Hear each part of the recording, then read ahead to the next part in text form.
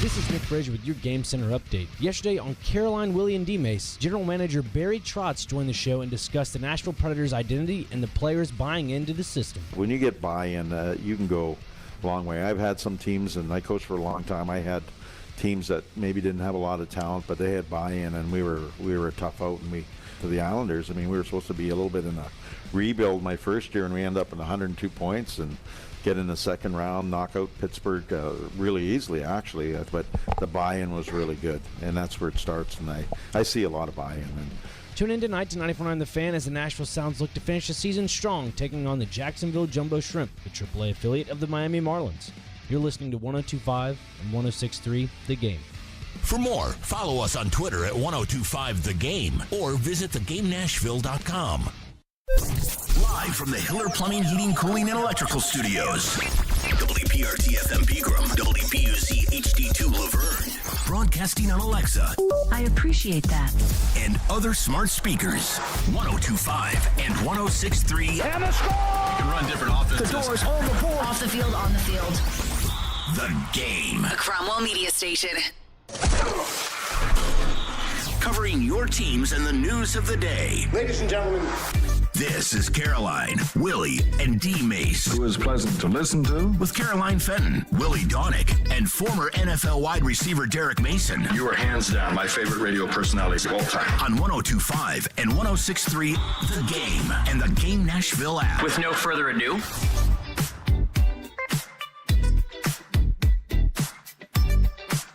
And Willy, D-Mase, 1025, 1063 The Game and the Game Nashville app. We are live from the Hiller Plumbing, Heating, Cooling, and Electrical Game Studios, and we're streaming live on Twitch, Twitter, YouTube, and Facebook Live. We are again out at Ford Ice Center in Bellevue, day 2 of Predators training camp, but we are just 2 days away from the Titans taking on the Browns in Cleveland. Willy Donick, how we doing? I am doing well. Great to be out of training camp. I was just watching the first scrimmage of the day. It's a little more fun for the fans today if you're going to come out. It looks like they're not just doing a straight practice today. There's 3 groups again, and it looks like for at least part of the practice they have a little scrimmage back and forth. So the fans were really honing in on that just Packed a minute house ago. today. It looked like a buzzer beater. I was standing outside, not actually in the rink. Of course, you don't have to layer up when you're where we are. It's right? really not too it's bad. Very nice here temperature-wise, but somebody scored like right at the buzzer to win it there. So it was fun. The fans are again. Parking lot's full. They're going to be here all day, so come on by. If you grab a lunch and if you want to get lunch, they've got the little restaurant area here that you can grab food and watch. So it's a great time, and I'm sure they'll be out here tomorrow too. I mean, it's just having it here is much more fan friendly here at the Ford Ice Center out in Bellevue, and that's part of the reason that they did it. We talked to Barry Trotz yesterday about other reasons why they decided to move it out here. So it's good stuff. It's new and improved, I would say. D-Mase is here as well. Yeah, I am. Hit I'm traffic? sorry. Yeah. No, I was getting, and then I totally forgot Junie was here, because the suit was here yesterday. And I came bearing gifts, food gifts. Wow. Thanks, D-Mase. So what I will do is, Junie, you can have the fries. You sure? I literally stopped at Chick-fil-A, too, before I got here as well, so I already ate Sent it. to D-Mase. That's yours. Comes bearing gift. Well, thanks, D-Mase. And you get fries as Wow. well. A little Fried Friday here with Derek Mason. Well, thank you, D-Mase. And Appreciate if you want it. condiments, they only give us 3 ketchups. That's all right. So That's all right. I'm happy. This is huge, man. This is so Three nice. I was not And then expecting this. Thank you, Sodas for you Derek. guys. I'm glad I got my jog in, man. I'll enjoy this. Thank you. Thank You're you. welcome. And, Junie, if you want fries, man, you can have these if you want them. So. Well, I mean, a good weekend just got even better. Yes. Thanks to Derek Mason. There So we go. kind of you, Derek. So kind. So kind. Nick, I got you some fries in spirit. Oh, Just act like you Yeah. eat You're fries. too kind, man. Too kind. You are joining us here in spirit. All right, let's get into it because we are just a few days away from the Titans taking on the Cleveland Browns this weekend. And just got word, we should have one of the players that just got done with their practice from Group A. So we think it'll be a known player. Let's just say that. How about preview, that? It'll be a highly veteran player, I would say. that in radio So what is you what we basically- call a team. What's basically saying an old player? I'm not going to say that when they're here. A seasoned player. Yeah. A seasoned player. A veteran. Seasoned veteran. We will have a veteran on the and show. We'll let you know as soon as we know who it is. We'll Mm-hmm. let you know. There's a couple options, and we'll see. We're working on that right now. But in this first hour, we should be hearing from somebody that will be worth listening to for sure. Okay. Sounds good to me. Looking forward to it. One question that I have been thinking on and going back and forth with and grappling with and having a mental, ping pong with myself with. Do the Titans have the better quarterback on Sunday? Based on the play this season and portion of last season, yeah, they do. But it's not by much.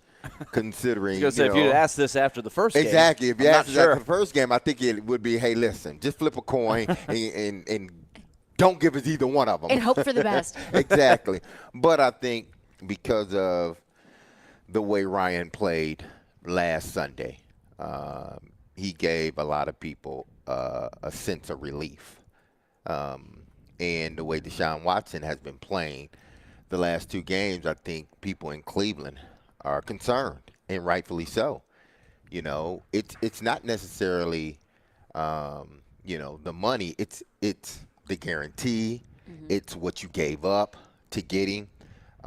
And it just seems like at this point it's not working the way you thought it would.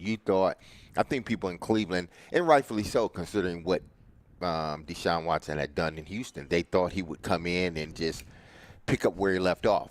But it hasn't been that way for whatever reason. So if you're asking me, who has the better quarterback at this point of the season, I think it's the Titans. I think, again, the way Ryan Tannehill played last week, it was much better than the way Deshaun Watson has played in both games this season. Mm-hmm. So if I had to pick a quarterback, it would be Ryan Tannehill. At this stage, I just trust Ryan a little bit more. Now Deshaun can come out and somehow, some way, take off, put on that cape and become Superman once again, like he was in Houston. That's what I'm scared of. And that's the fear of everybody, I believe, that's rooting for the Titans. I think of the fit. Where are they in their career? If it was just a vacuum, and you're thinking, from this day forward for the next 3 years, your answer might be different than it is for this Sunday's game. But it's also fit for what they're being asked to do. And right now, I think the big question with Watson is, where's the fit? He hasn't fit there yet. I think he would be the first to admit that. He knows he can be better. He has been way better in his career. He's trying to figure out why it hasn't happened. We had all our theories out there yesterday. Mm-hmm. And I think the Titans are hoping that they can keep him in that, lack of confidence, still searching kind of mode for one more week. And then after that, he can do whatever he wants. But you're hoping to catch him before it clicks, if it does click. I don't know. But right now, the number, I think he's completing 55% of his passes. And if you go back to last year, which is very low, like in 1980, that might have been 55%. Hey, that's great. Now, if you're not 65%, you're like, what's going on? So he's being pressured a lot. Now he's lost Nick Chubb, and so this is where we talked about it yesterday. That if you score 16, 19 points, you feel okay about your chances. Oh, absolutely. And I would agree that right now, from what we have seen, from what we know about these two quarterbacks, I do think the Titans have the better quarterback on Sunday, because I think that there is a level of trust and consistency with Ryan Tannehill. And I understand that I'm saying that simply 2 weeks removed from a 0 touchdown, 3 interception game. I completely understand how crazy that might sound. But really, for the most part, if you look at the entire, body of work from Ryan Tannehill in a Titans uniform, really, for the most part, you've got your outliers of incredible games. You've got your outliers of stinky games, like we saw against the Saints, like we saw against the Bengals in that playoff game. But really, for the most part, what you see is what you get with Ryan Tannehill. And really, for the most part, it's usually enough to win a game as long as you get a good game from the run game, as long as you get a good game from the defense. With Deshaun Watson, Like, I don't know what it is. And I do fear. There is a little part of me that is holding out a little bit of fear of, oh my gosh, what if he just figures things out?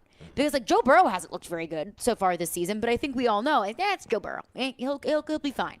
Josh Allen had a bad game week 1, came back the second week, and looked like the vintage Josh Allen that we have called an elite quarterback. Not you, D-Mase. Yeah. But a lot of people have. So there is that fear of, oh no, what if Deshaun is vintage Deshaun? What if Deshaun on Sunday looks like Deshaun in a Texans uniform? But when we look at, let's say, Joe Burrow, we can say, okay, well, injury, maybe it's the lingering calf injury. There's at least an explanation to it. With Josh Allen, we've seen some of those high highs and low lows before. With Deshaun, I mean, we talked to Zach Jackson of The Athletic yesterday. We just simply don't really know what to put our finger on it with Deshaun. Why there seems to be a disconnect there.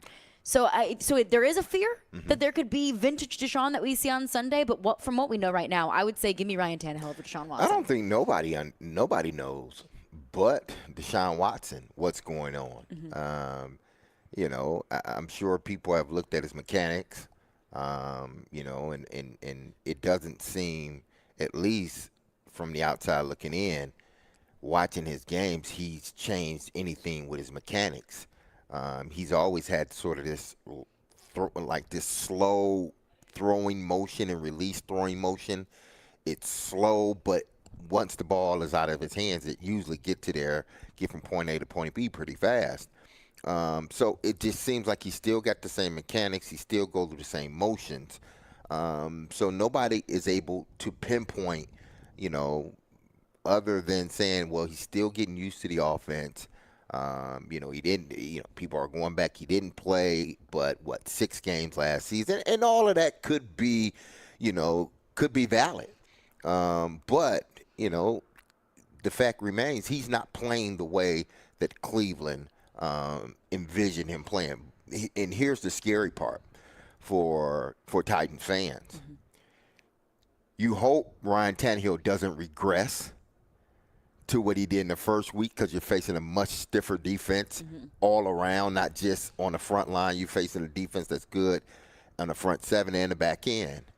And coupled with Ryan potentially regressing, Deshaun Watson has one of those games. What's your scale 1 to 10 fear level of Deshaun Watson looking like he did in the past? You always got to be concerned with him. What would Coach Willy say? Exactly. Coach Willy would be very afraid. Exactly. Like I would be the exactly. Lou Holtz. I would be like Lou Holtz, who always built his opponent up way more than anybody. And so that's how I roll. I would always just be fearful that this is the week. But, there's a lot of reasons to think that they can have a great outing here defensively. And we'll continue to break it all down. Caroline, Willy, D-Mase, 102.5, 106.3 The Game.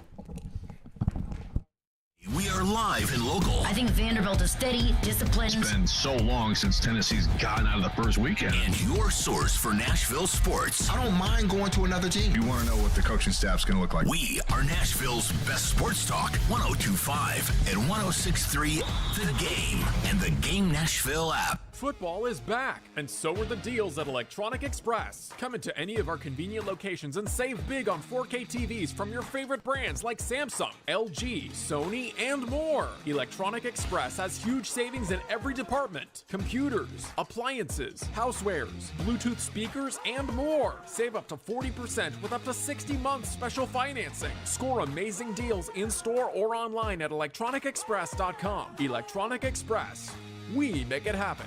This is Nick Frazier here to tell you about my favorite sport booking casino, and that's BetUS.com. Football is back, and that means it's time to lay down your bets. BetUS is celebrating its 30th year of sport betting service with a special offer this football season. Up to 30 risk-free bets. It's called Bet Protect, and there's even more. BetUS.com offers the industry's biggest 125% sign-up bonus. Get Bet Protect and get started today by visiting BetUS.com or give them a call at 1-800-MY-BETUS. That's 1-800-692-3887 to learn more about their bonuses and special offers. BetUS.com. Sportbook Casino, where the game begins. We gather together in communities across the nation to remember and honor, to celebrate and support, to light the night. We are LLS, and when we walk, cancer runs. Find your local event at lightthenight.org. Are you drowning in credit card debt? Want to get cash out of your home's equity? Loan Pronto can do it now in less than a week. Hey, Willy Donick here. That's right. Loan Pronto's Equity Express line of credit just got even faster. You can get $50,000, $100,000, even $200,000 in as little as 5 days. You don't even have to touch your primary mortgage. You can keep that 3% rate intact. Get just the money you need and pay off all those credit cards or get that home improvement project started. With this revolutionary program, you can access up to 90% of your home's value, and in most cases, there's no appraisal. Stop paying insane interest rates to the credit card companies and get tens or even hundreds of thousands of dollars in cash in as little as 5 days. Call Loan Pronto now for the even faster Equity Express line. 615-499-5780. That's 615-499-5780 or go to loanpronto.com. 615-499-5780. Equal housing lender, NMLS 1661781, subject to lender approval. Anyone want to tell me what happened? Did you miss any of today's show? It's okay. It's fine. Don't worry. Subscribe to the Caroline, Willy, and D-Mase podcast on Apple, Spotify, and other podcast platforms, or by going to theGameNashville.com. All right, I'll give it a shot. Having some fun in the midday. Yeah, it's awesome. This is Caroline, Willy, and D-Mase on 102.5 and 106.3 The Game and the Game Nashville app. Caroline, Willy, D-Mase. We are brought to you by Zen Sports. Start earning cash rewards on your bets today. Gambling problem? Call 1-800-889-9789. Terms and conditions apply. Must be 21 or older and in Tennessee to bet. We're live out here at Ford Ice Center in Bellevue, day 2 of Predators training camp. And joining us now is Predators' new addition, Luke Schenn. Welcome to Nashville, first of all. Thank you. We talked to Barry Trotz yesterday, and he talked about getting back to the Predator DNA, Predator way, getting back to our identity. In your time here, what have you found is that Predator DNA? Well, I mean, from an outsider perspective, obviously I played against the Preds for a number of years, and I always thought the DNA was just sort of like a relentless team out there. I mean, in the years past, arguably maybe not the most skilled teams at times. I'm not saying they don't have skill, but just, throughout the lineup. But the one thing that they're going to bring every night is that work ethic and, just make you grind the whole 60 minutes of a game. And it was, obviously for the city and everything on the road, but coming into that building, it's not a great place to play. And I think that's something they want to establish and get back to is, make it a not enjoyable place for visiting teams. And, they're talking about culture and kind of getting that identity back. So just real glad to be here.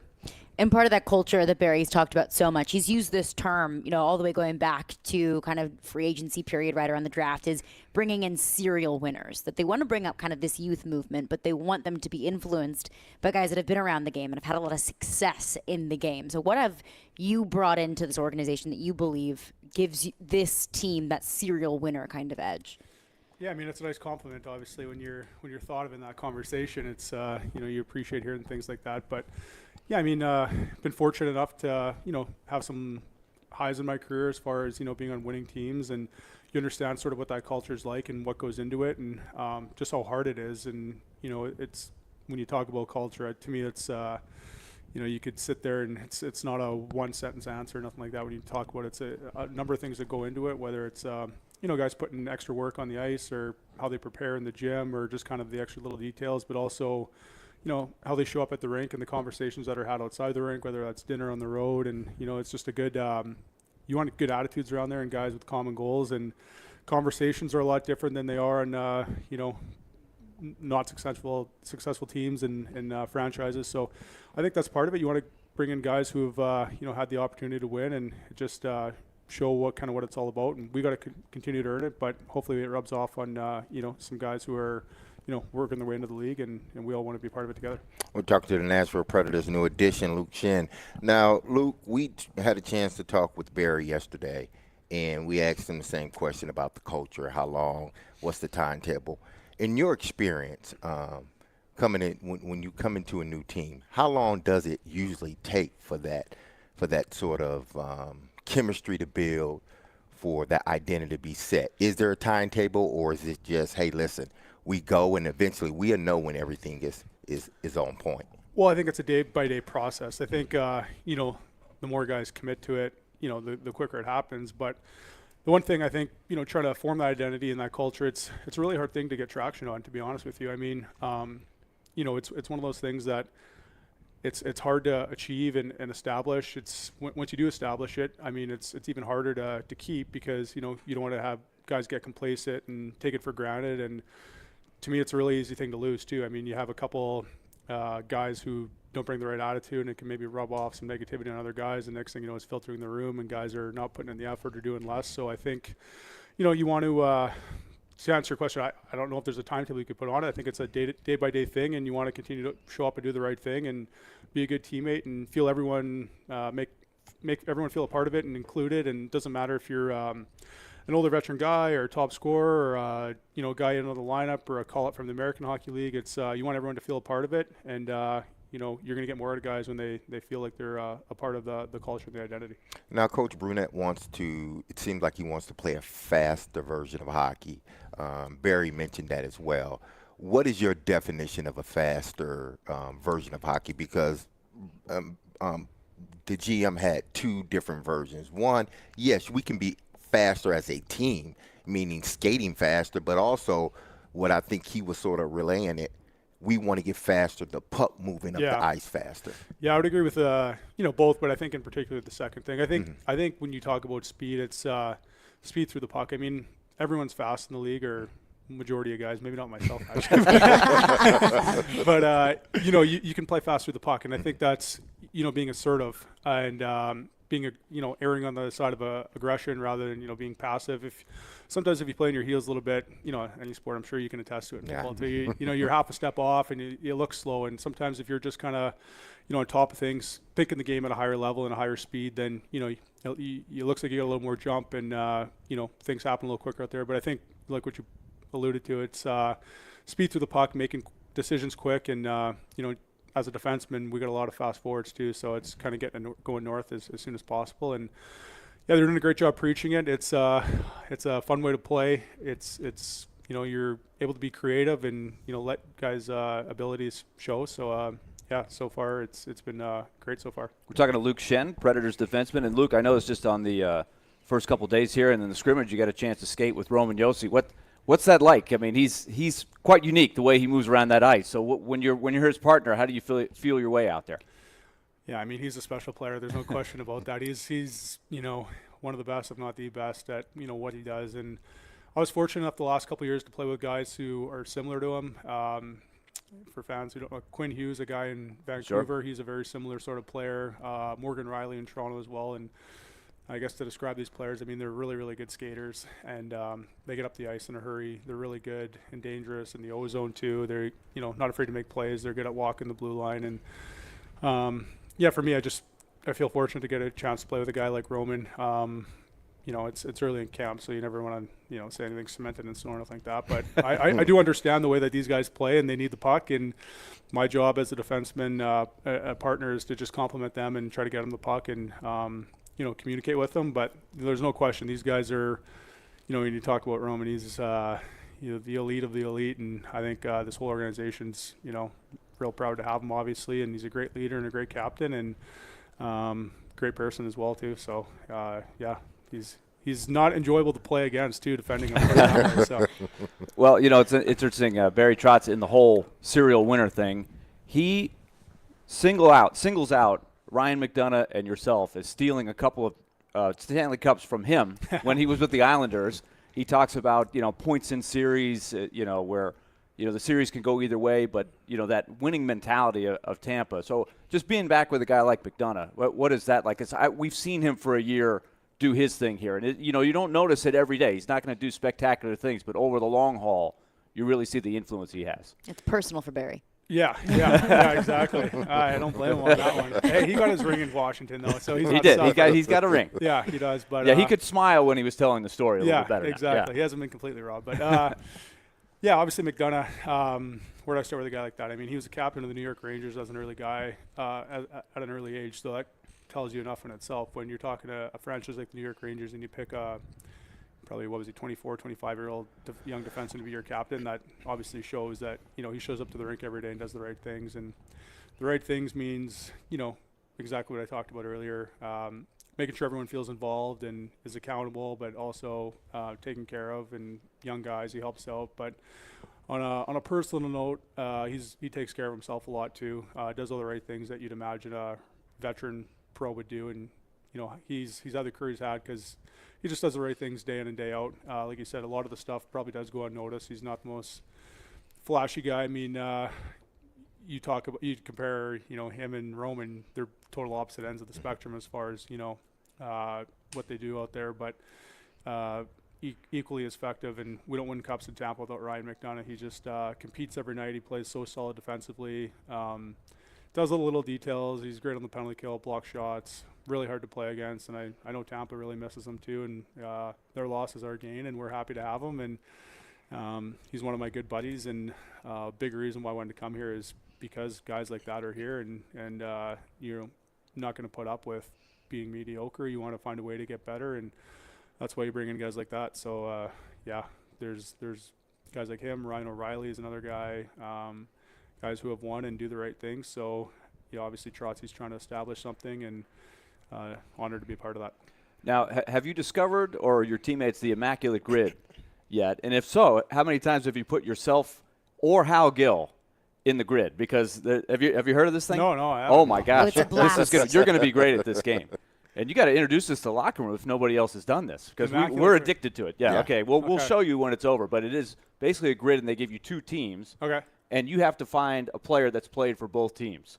Oh. And so yourself, Hal Gill, the players who have been in the league a long time, played in some different spots, they come up more often than not. Oh, yeah. And so that helps you fill out the grid. And so you got to go 9 for 9. It's like a tic-tac-toe board. Okay, is that a different way of just saying we're suitcases and play a bunch of other teams? So. Well, I mean, it's a nice way of saying it. It's a very nice way of saying it. Yeah. I played the immaculate grid. Yeah, there's a baseball one too, and I played golf the other day at the Predators Foundation event with Kevin Jarvis, who pitched for 10 different Major League Baseball teams. I was like, I'm coming up with your name a lot on this grid every day. Yeah. No, there's it's funny how the league comes full circle. I mean, there's guys on the staff here. Rob Scuderi's on our player development. I played with him in probably 2015 in LA. Obviously McDonough.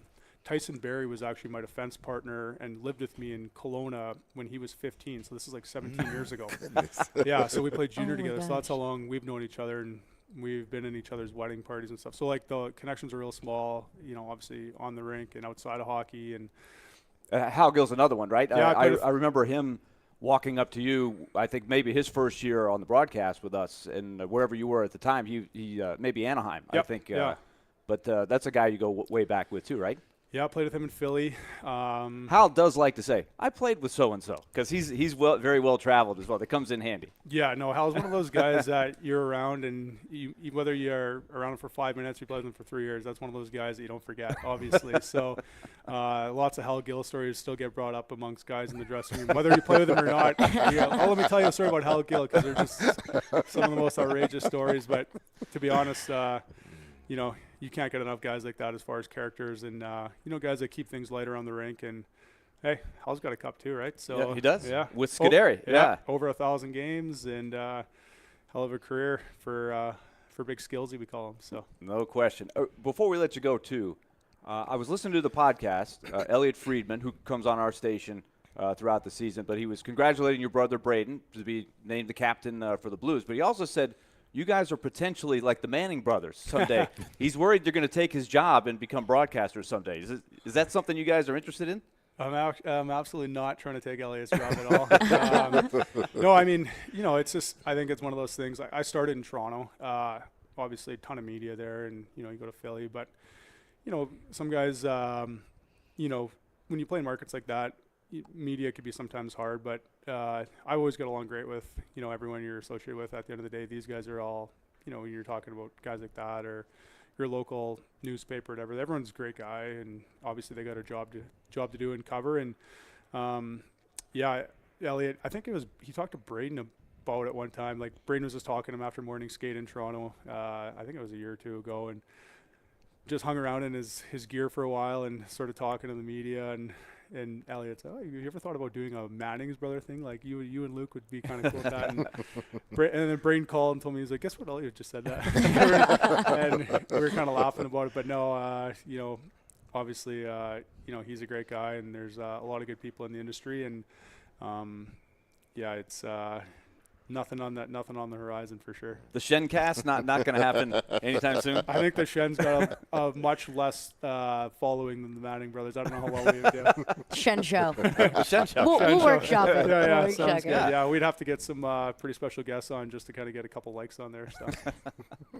Luke Shen, Predators defenseman, appreciate you for joining us. A belated welcome to Nashville, but welcome to Nashville nonetheless. All right, and just the elephant in the room here for people who don't know, these guys are eating Chick-fil-A on the job right now here, so they didn't offer me any, so I walked in. They're on a different program than us in training camp. So. Luke, appreciate you for joining us. Sorry, I buried you guys there. Yeah.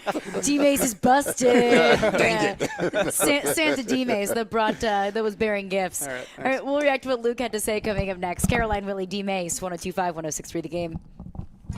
Come try Calabria Brick Oven Pizzeria. Their pizza is cooked to perfection, but that's not all they're known for. Try one of their delicious appetizers, salads, fresh calzones, and they have a full bar and dessert. Calabria has been a Mount Juliet staple for 7 years now and has a new location in the heart of Goodlettsville off Long Hollow Pike. Come join the family at Calabria. After all, life's too short to eat bad pizza.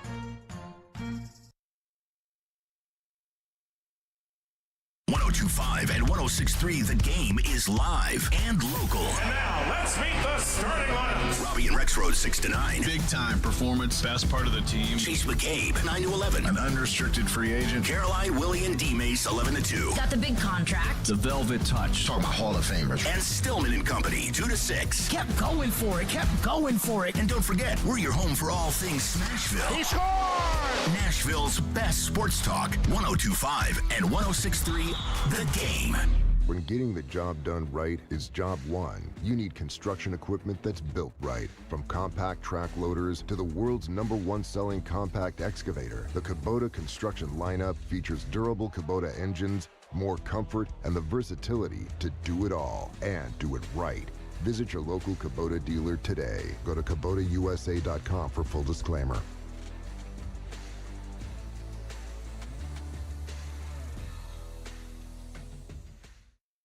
Are you ready to get pumped up and show your support for the MTSU Blue Raiders this season? Get ready to experience the thrill of cheering them on inside the legendary Floyd Stadium. And the best part?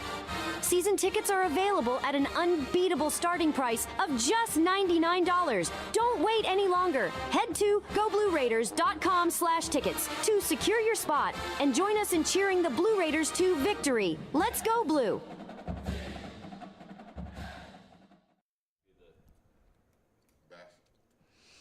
Staying in shape can be hard, but it is so much easier and so much more fun when you are actually enjoying the workout. Hey, it's Caroline Fenton, and I'm talking about my friends over at Sean Hammond's Jiu-Jitsu Academy. Sean Hammond's Jiu-Jitsu Academy supplies a very safe and family-friendly environment with classes daily. They've got all different kinds of classes. They have Brazilian Jiu-Jitsu, Muay Thai, which I just tried for the first time on Monday. I had an absolute blast. They've got cardio kickboxing, ladies and kids programs, and so much more. I've been taking their jiu-jitsu classes, and I've absolutely been loving it. And I am a complete novice. I am a total beginner. I am brand new to jiu-jitsu. So if you have no background, don't worry about it. That is the place for you. And every time I go in, I'm welcomed by people, introduce themselves. They teach me new things. They break down all of the basics for me. So I promise you, it's not an intimidating environment, even if you're brand new or if you are a jiu-jitsu master. You get classes for men, women, and kids of all ages, and you will gain knowledge in self-defense and get a great workout in the process.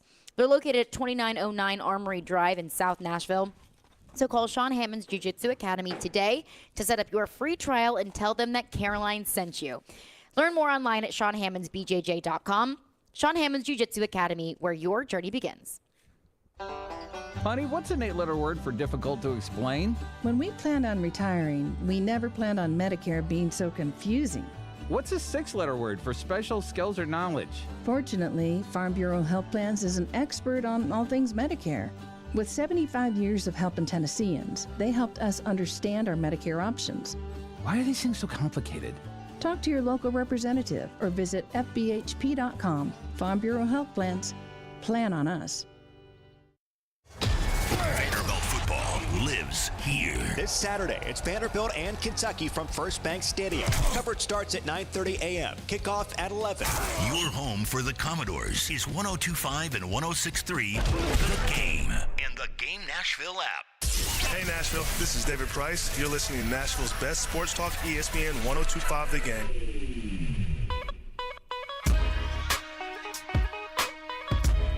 Caroline, Willy, D-Mase, 102.5, 106.3 The Game and the Game Nashville app. We're live out here at Ford Ice Center in Bellevue, day 2 of Predators training camp. Appreciate Luke Shen, Preds defenseman, for joining us in the last segment.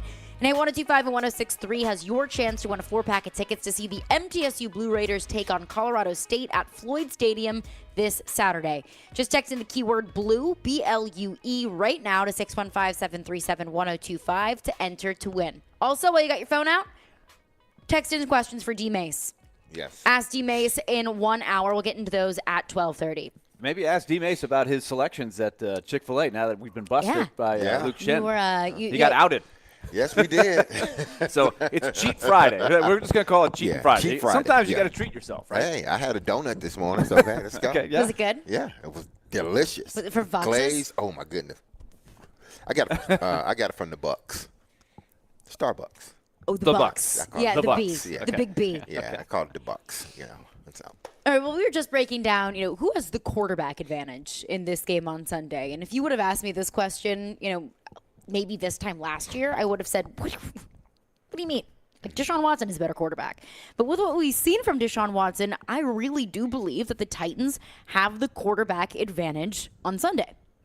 But on the other side, this very well could be the best defense the Titans face all year long. Like, the Browns' defense is legit. So even with the quarterback advantage, and, of course, it's slim, and, of course, there's always that possible, scenario where Deshaun Watson looks like old Deshaun Watson and absolutely breaks out, and, it's, the Browns contend for the Super Bowl and they live happily ever after.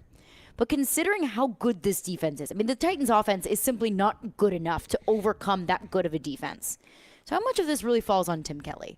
How much of this is really Mike Vrabel and Tim Kelly outsmarting Kevin Stefanski and coming up with just a really good game plan? I'm hoping the progress they showed from week 1 to week 2 in the role definition and play distribution takes another step forward. I think that will be important. And the other thing I'm looking for, Derek, is my theory would be this is a better running attack than the Browns faced with the Steelers or the Bengals. I'd like to think that anyway. I can't prove that, but I think the Titans are going to go into the game believing they can run the ball on the Browns, whether it be with Spears or Henry, and obviously the combination of the two, which is a big theme we've been talking about for a couple weeks. But if they can get their 100-plus yards on the ground, I think that's going to go a long way. Yeah, I think what we got to remember here, too, about the Cleveland Browns, they play 2 division games. So regardless of, what we may think about the Browns or don't think about the Browns, division games are typically low-scoring games. They're typically slugfest games. If you just look at the history of especially Cleveland, Pittsburgh, or Cleveland, Baltimore, Pittsburgh, Baltimore, Cincinnati, they're usually close games. And then you see them play against someone else outside of the division, and at times it's not. It just looks totally different from when they're playing division games. Just like when the Titans play Houston, Jacksonville, and Indianapolis. It looks a little bit different to us when they play a division game than when they play the Chargers or Buffalo or someone else. It tends to be a little bit different. I look for this to be a little bit different. I think there are plays to be made against this Browns defense. I think they're extremely aggressive. But I think with them, just like any Schwartz defense, it's feast or famine. Either they're going to put relentless pressure on you, or you're going to find a way to block it up and hit a big play. That's what Pittsburgh did. The few big plays they had, the big run, the big pass to Pickens, they blocked it up and they found a guy. Because once you block it up, those defensive backs are thinking, you only got 2 or 3 seconds, maybe 2 seconds to throw the football. If you can extend that another second and a half, now the secondary is in a bind because they expected the pressure to get to the quarterback. you to release the ball a little bit early, and we can knock the ball down or make you catch the ball in front of the sticks. We make the tackle. But the minute you block it all up, you will find holes in that defense. They're a good defense, but it's a defense that can be overly aggressive at times. And if you catch them at the right time, a la what Pittsburgh did last week, then you can make big plays. This is a good defense, but this is not a vantage defense. This is not like I said, a 99 Titans defense or a 2000 Ravens defense. Or even the Seattle defense, or for that matter, they haven't done it long enough. San Francisco's defense of 2 years ago or last year. They looked pretty good last night. Exactly, the last Giants night. So, could not block. Couldn't do anything. So with this team, if you block it up, there's plays to be made in this offense. Play action. I guarantee you, the Titans will have at least 3 to 4 opportunities to make plays. Just like they did in the first game, where they didn't make them, just like they did in the second game, and they did make them. They will still get those 3 or 4 opportunities to make big plays. They got to capitalize on them. I am worried, though, that what we saw last night in San Fran, or in Santa Clara, as Al Michaels repeatedly said, we're not in San Francisco. No. Even all these camera shots are looking to say, Santa Clara is, 45 minutes down the road. It's San Francisco. Come on, let's not get technical here, Al. Let's not get California elitist on everybody. But wherever the game was, you knew that as soon as Daniel Jones was dropping back, it was like 1,001. It was like 3 Mississippi. Yeah. 3 Mississippi, and if that ball's not out, they are on him. I am worried about that against this front. That's why staying on schedule and having some good deposits in the running game to not get in, because remember, the first week, we talked about it a lot. They got themselves in an average situation of 3rd and 8, and they were awful on 3rd down. Last week, much, much better on 3rd down because the average 3rd down was a lot more like 3rd and 3, 3rd and 4, so much more gettable. The other thing that jumped out at me is they've only given up 14 first downs, the Browns defense. That's incredible. But they have given up a lot of explosive plays, like the one to Pickett for the touchdown, which might have, other than obviously the 2 defensive touchdowns, that was the big plays won the game for the Steelers. So are there opportunities for big plays? They got against 3. defense? They got 3 big plays. One that I remember. One to Pickens. They might have had 2 to Pickens, but they had 1 to Pickens.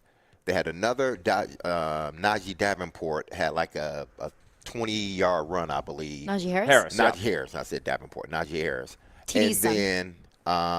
TD's son. And then they had a big play on what was happening, or what happened was they condensed the splits, Pittsburgh did. And what they did was they ran these crosses, and they caught Cleveland in man-to-man. And when you run those cross routes versus man-to-man, someone is bound to get picked off. And they were looking in the back of the end zone, meaning in the backfield. What happens? Those shallow crosses come around. One of Cleveland guys got picked off because they're in man. They play man a lot. They may disguise it looks like zone, but it's this man with zone concepts in a sense. And they've got solid players in the secondary. And they got solid players. But if you catch them when they're blitzing and they're playing man and you run those crossing routes, you're going to find someone wide open. And Pittsburgh found, I think it was their back coming out the backfield wide open, and he scampered for like 50 yards, close to 50 yards. So those plays will be there to be made. They just got to make them. 615-737-1025 is our phone number. We'll continue to get your thoughts about the Titans matchup with the Cleveland Browns coming up this weekend. Plus, another aspect of the defense. This defense is legit. But how legit is the Jim Schwartz effect? How real do we think it is, Jim Schwartz and his connection to the Tennessee Titans? We'll get into that coming up next. And, of course, your thoughts as well. Ask D-Mase coming up in 45 minutes. 102.5-106.3 The Game. He knows Nashville sports. I love Clark Lee. He is a brilliant dude. And he's not scared to tell it like it is. They were atrocious on defense a year ago. He is Outkick's Chad Withrow. We really don't care. You're here. You signed a grant of rights. Withrow joins Stillman and Company every Friday at 5. Brought to you by BetUS Sportsbook and Casino. I know they were doing that for him to be the third-string quarterback in year one. On 102.5 and 106.3 The Game and the Game Nashville app.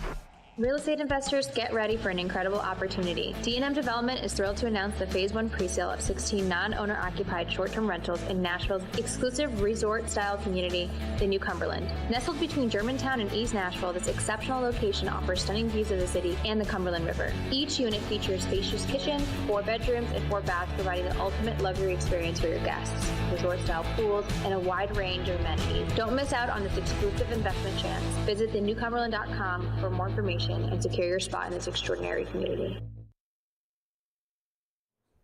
Happy Friday, everyone. Hey, there was a big game last night, San Fran with the Giants. Hey, and if you bet over, under, point spread last night, I know and hope you did it on Zen Sports, which is making sports betting better with cash rewards. Earn 3% cash back on your betting volume each month, and an additional 5% cash back on your betting volume for your first 15 days on Zen Sports when using referral code CORNER, C-O-R-N-E-R. And now also earn up to an additional $100 gift card to the Corner Pub when you make your first bet using referral code CORNER.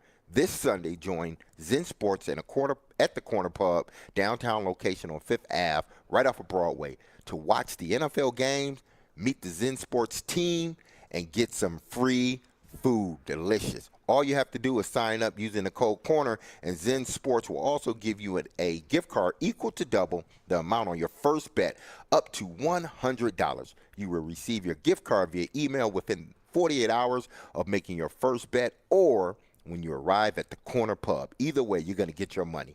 Plus, you get to watch the game on the largest LED screen in Nashville.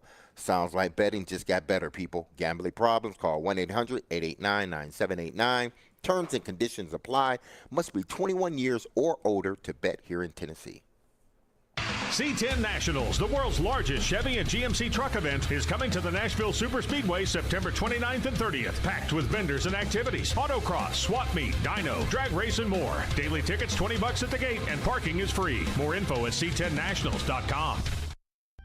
It's time to celebrate this fall and unleash the beast. Monster Brewing proudly presents to you Beast Unleashed. 0 caffeine, 0 sugar, all the adult beverage fun.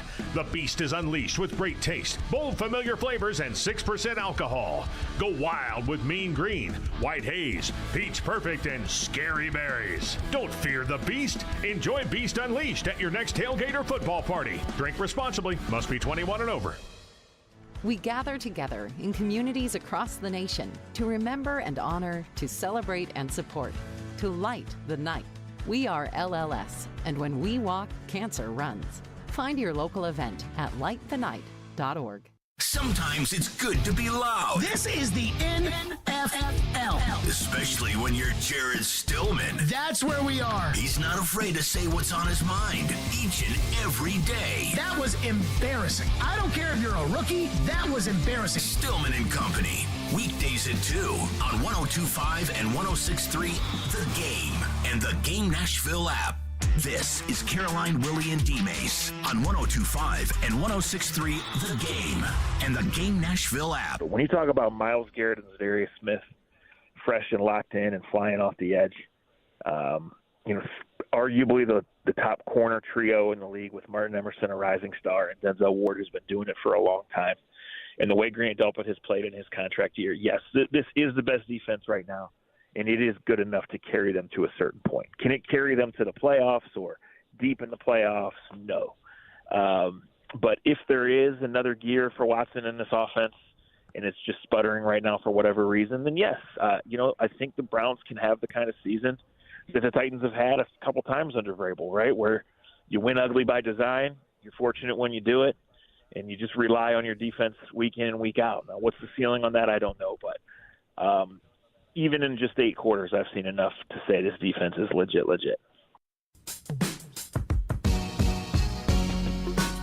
There you go. That was Zach Jackson. He covers the Browns for The Athletic. And, can the defense carry the team to a certain extent? I feel like that's something that we've said maybe a time or two, and it's true for Cleveland, the way that this offense has looked so far. And we know, this defense has got some dudes, and it's not just up front. It's also in the secondary. He mentioned Grant Delpit, who's in his contract year and has been playing like it through 2 weeks. So we know that this Browns defense is legit. When we talked to Zach Jackson yesterday, I believe it was you, Willie, who asked him about Jim Schwartz, about his familiarity with the Titans and the defense that they want to run and their offensive playmakers. And Zach was like, yeah, but that could be the case for a lot of coaches with a lot of teams, a lot of players in the NFL. He made the point that, Vrabel and Tim Kelly know Deshaun Watson really well. Yeah, and so what factor is that? That you could play that game a lot. I had not thought about that angle. I had neither.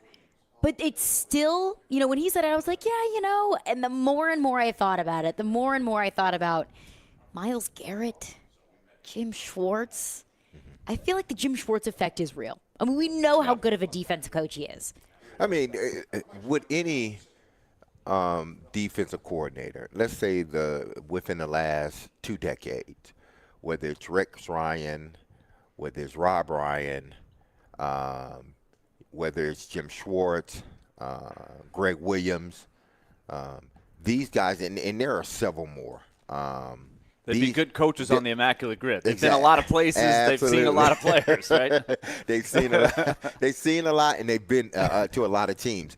But even with these, what you try to do is, because coaching is just a revolving door. It's one coach comes in, another coach comes out. They've all coached together. It's just a fraternity. Yeah. So a rather small one. It's a small fraternity, and yes, I may have been with that organization for 3 years. Yes, I may know, offensively, some calls or whatnot. But basically what it boils down to is not necessarily you knowing their calls. It's not that, because all these coaches have coached together. Yeah. They've came up together, so they know, pretty much, okay, I know his personality. Where this factors in, I think, is at those critical moments of the game. Not necessarily the whole game. It's critical moments. Fourth quarter, 7 minutes left. Titans got the ball. Schwartz is now trying to figure out, what does Tim Kelly like to do in critical moments late in the game? Not necessarily, what he's doing the whole game, because you're playing a chess match. You don't know exactly what he's going to call. But because you've watched film and the tendencies, you try to pick out, okay, this defense should match what he's going to call as a whole, not necessarily that specific play. That's a great point, because I remember talking to Jim Schwartz about that when he was a fairly young defensive coordinator for the Titans the first go-around. And he would talk about tendencies. And now I'm sure the whole league is like that. And what he was talking about was, back in the day, remember, you had to get the film. Yeah. Right, and the editing, and then it went to VHS. And it was a lot longer of a time process to get all the film edited or all the tape edited. Now, with the digital stuff, it's so easy. You just give me all the 3rd and 8s. Give me all your 3rd and 4s. And you put together this spreadsheet in a very efficient amount of time. So now Jim Schwartz goes, like you were saying, what does he like to do on 3rd and 4? I don't know what play he's going to run, but I'm going to call my defense because I know what he's likely to call. And so at the very least, I'm going to take away what I know he likes to do. That's what a Jim Schwartz and a lot of coordinators are like. And that's what Vrabel and the Titans are doing with Stefanski. It's like, okay, we've played against him enough. We've seen we've scouted teams that he's been at. What do we believe he's going to do at this particular moment? All right, well, we're going to play this defense in this defense that we're playing can at least take away 3 or 4 ideas that he may have.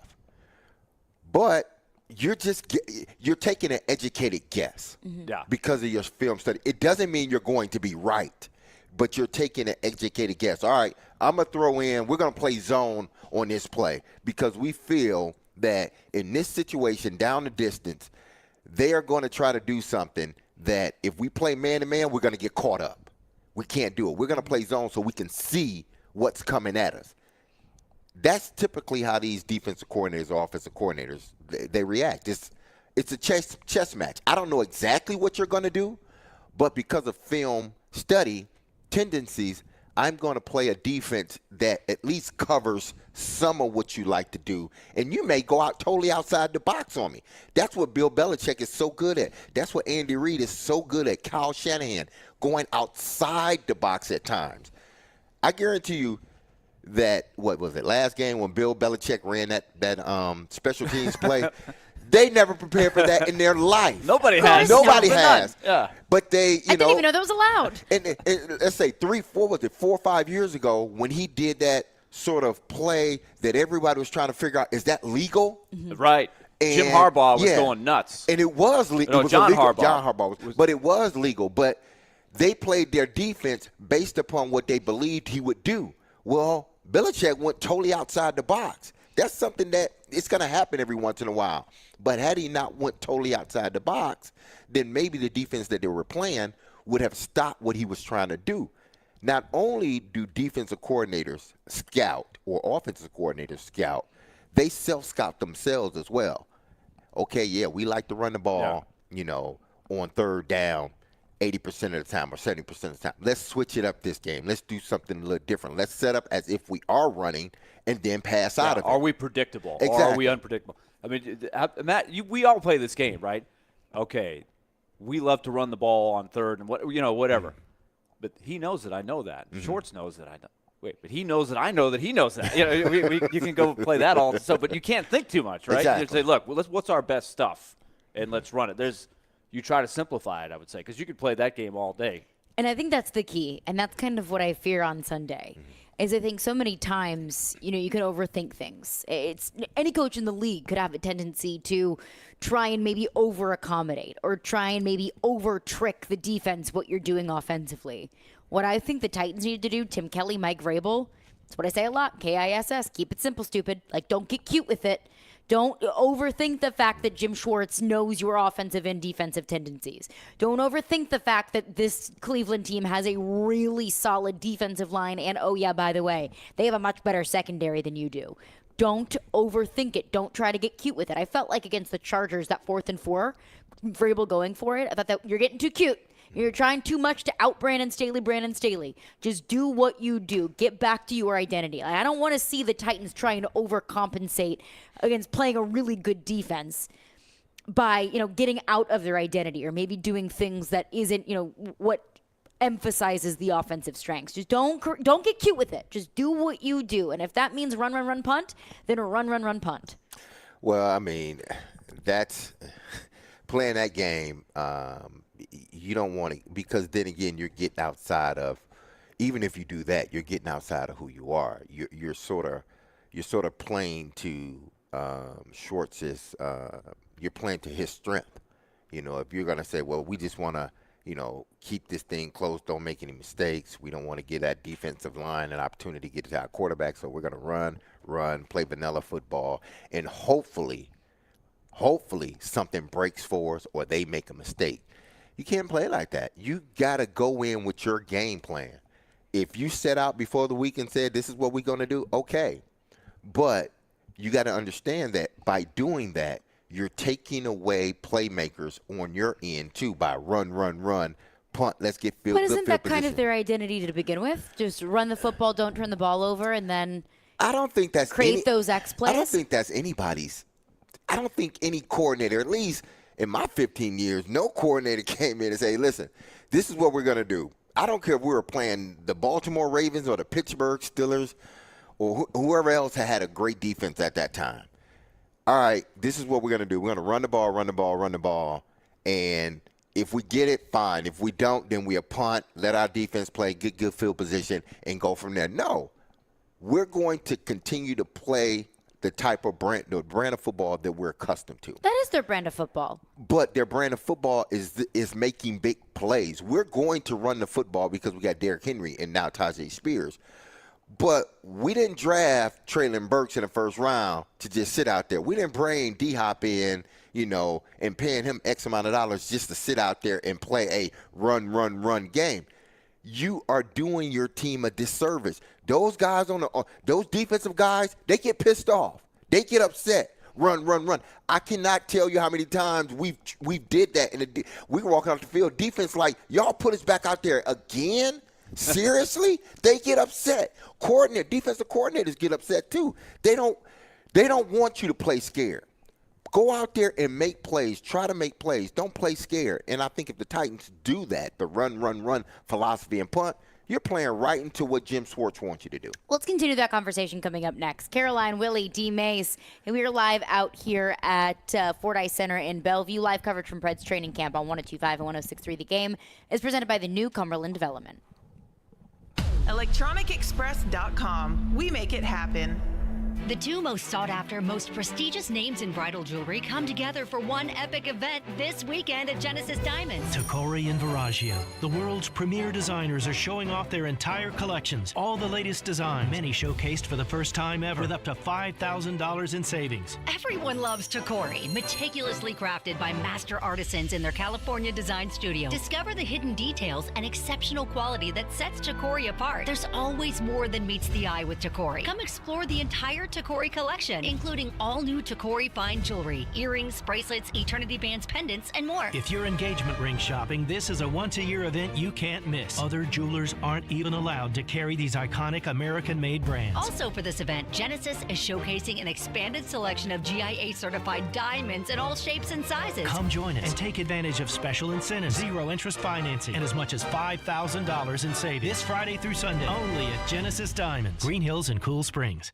So, if there's brunch, why isn't there dinner? Or dunch, for that matter. No, we know why there's no dunch. Why is that? People might get confused and miss brunch. And I never want to miss a brunch this good. Me either. Cheers. Kitchen Notes at the Omni Nashville Hotel. Breakfast buffet Monday through Thursday from 7 till 10:30 a.m. and lunch from 11 a.m. to 2 p.m. Weekend brunch Friday through Sunday from 7 a.m. till 2 p.m. featuring cast iron pancakes, made-to-order waffles, and eggs and carafes of mimosas. Treat yourself today to Kitchen Notes at the Omni Nashville Hotel. Now, your Game Center update. This is Nick Frazier, and this Game Center update is brought to you by BetUS Sportbook and Casino, celebrating 30 years with a special football season offer, up to 30 risk-free bets. It's called Bet Protect. Get started with BetUS.com. Tennessee Titans take on the Cleveland Browns this Sunday, and yesterday Tim Kelly addressed the media and spoke on the offensive line's challenging matchup for Week 3. It's a good challenge for our guys up front. Our focus has been on making sure that we're putting them in a position to be successful, and everyone's going to have a piece of that when we're going out there in practice, are giving us the specific looks that we're anticipating seeing. So first time our guys up front feel that it isn't on Sunday, because it is a different style from what we've seen so far. So there's been a big focus in that, and it started with us with the game plan, designing it in such a way that we're able to put them in a good position. Tune in tonight to 94.9 The Fan as the Nashville Sounds look to get a bounce-back win versus the Jacksonville Jumbo Shrimp, the AAA affiliate of the Miami Marlins. You're listening to 102.5 and 106.3 The Game.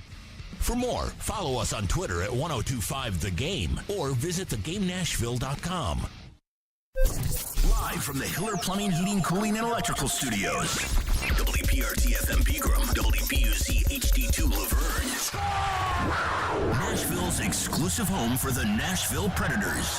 1025 and 1063. 79-52 Vanderbilt. And I think he's going to coach shot by Cheryl. You're going to see more moves.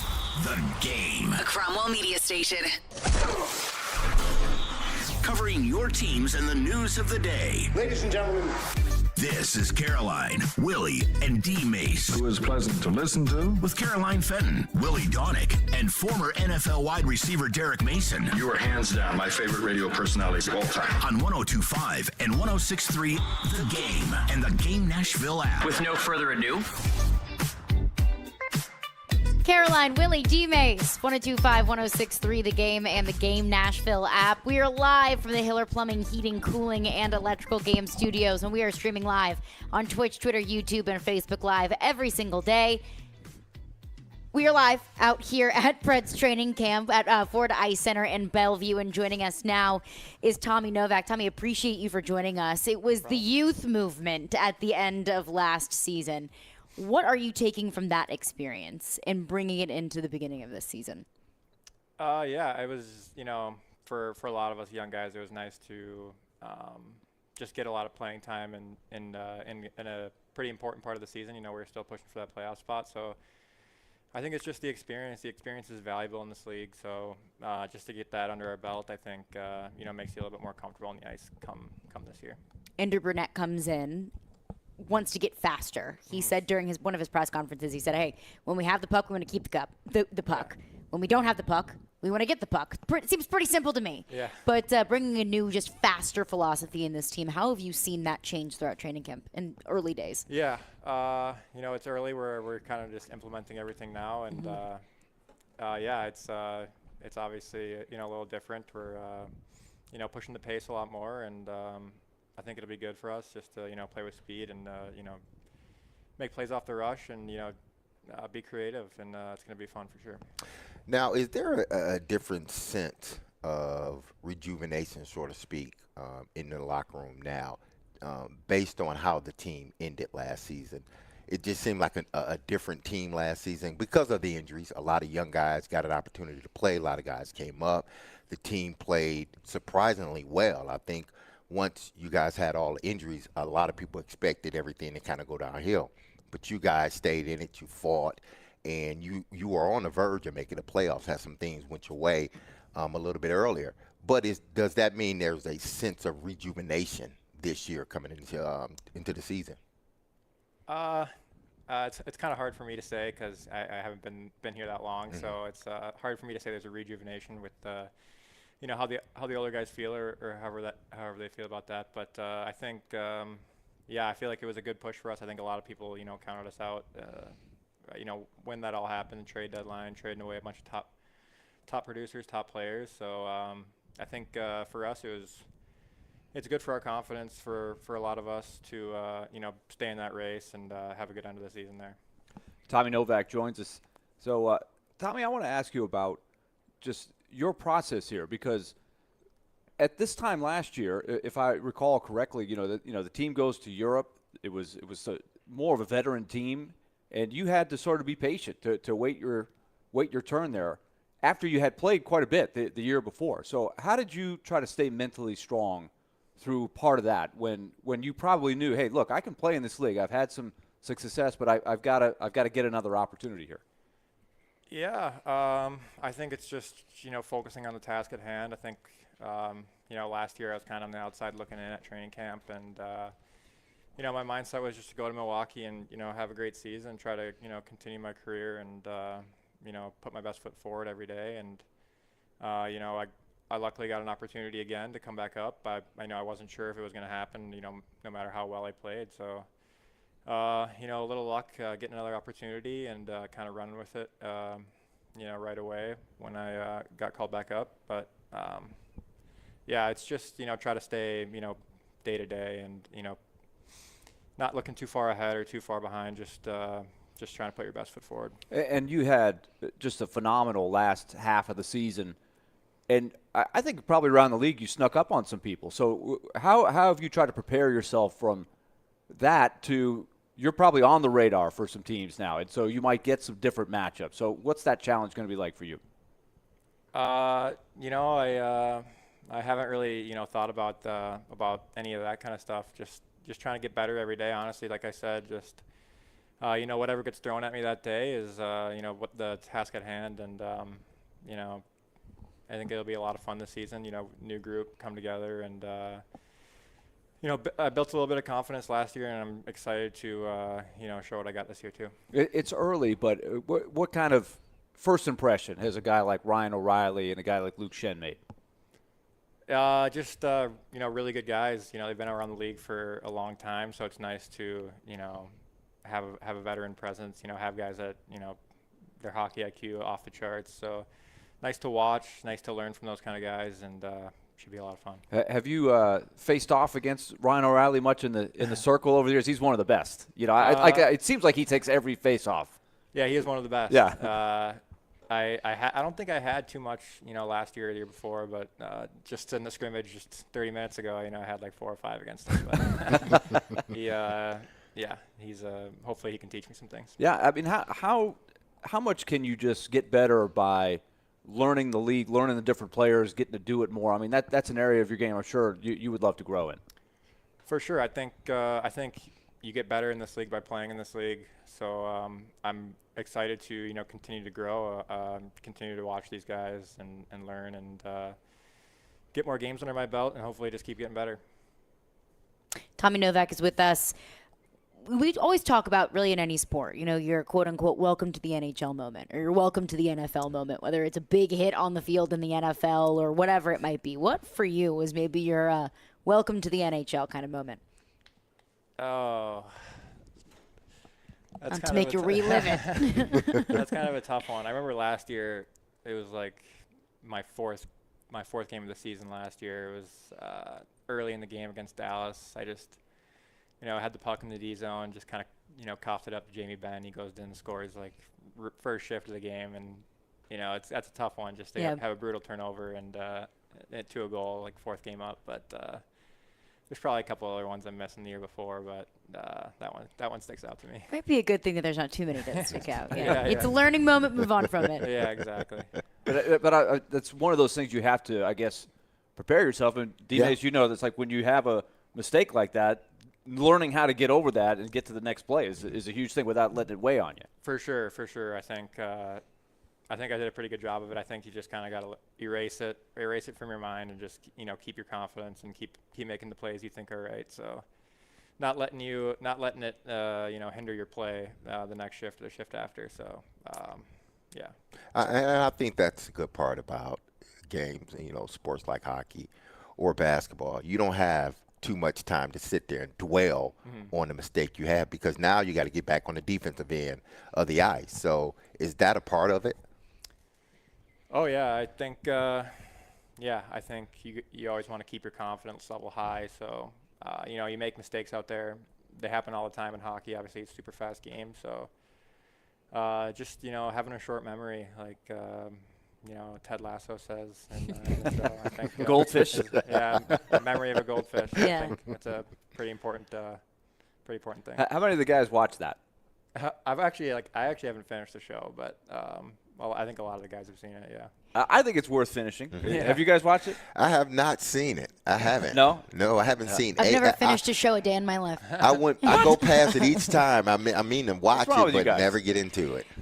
I don't know why. So. Yeah. Tommy Novak is with us. What kind of coach is Andrew Brunette?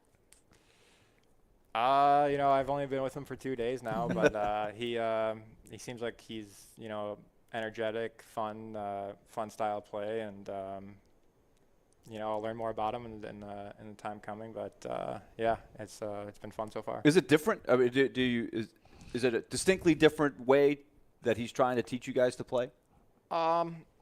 Yeah, it's different. I think every coach that you have will be different in some sense. So I mean, going from coaches in Milwaukee to Coach Hines or Coach whoever, I think everyone's a little bit different, and we'll see how it goes, and we'll take his lessons and hopefully implement them well. Tommy Novak, appreciate you for stopping by. Enjoy the rest of training camp. Yep, thank you. Awesome, appreciate it. Predators, Tommy Novak joining us here. Hey, tune in to 93.3 Classic Hits this Saturday for MTSU football. The Blue Raiders will kick off at 6 p.m. at home against Colorado State. Pregame beginning at 5 p.m. You can hear all the coverage on the 93.3 Classic app and at 93.3classichits.com. Big plays.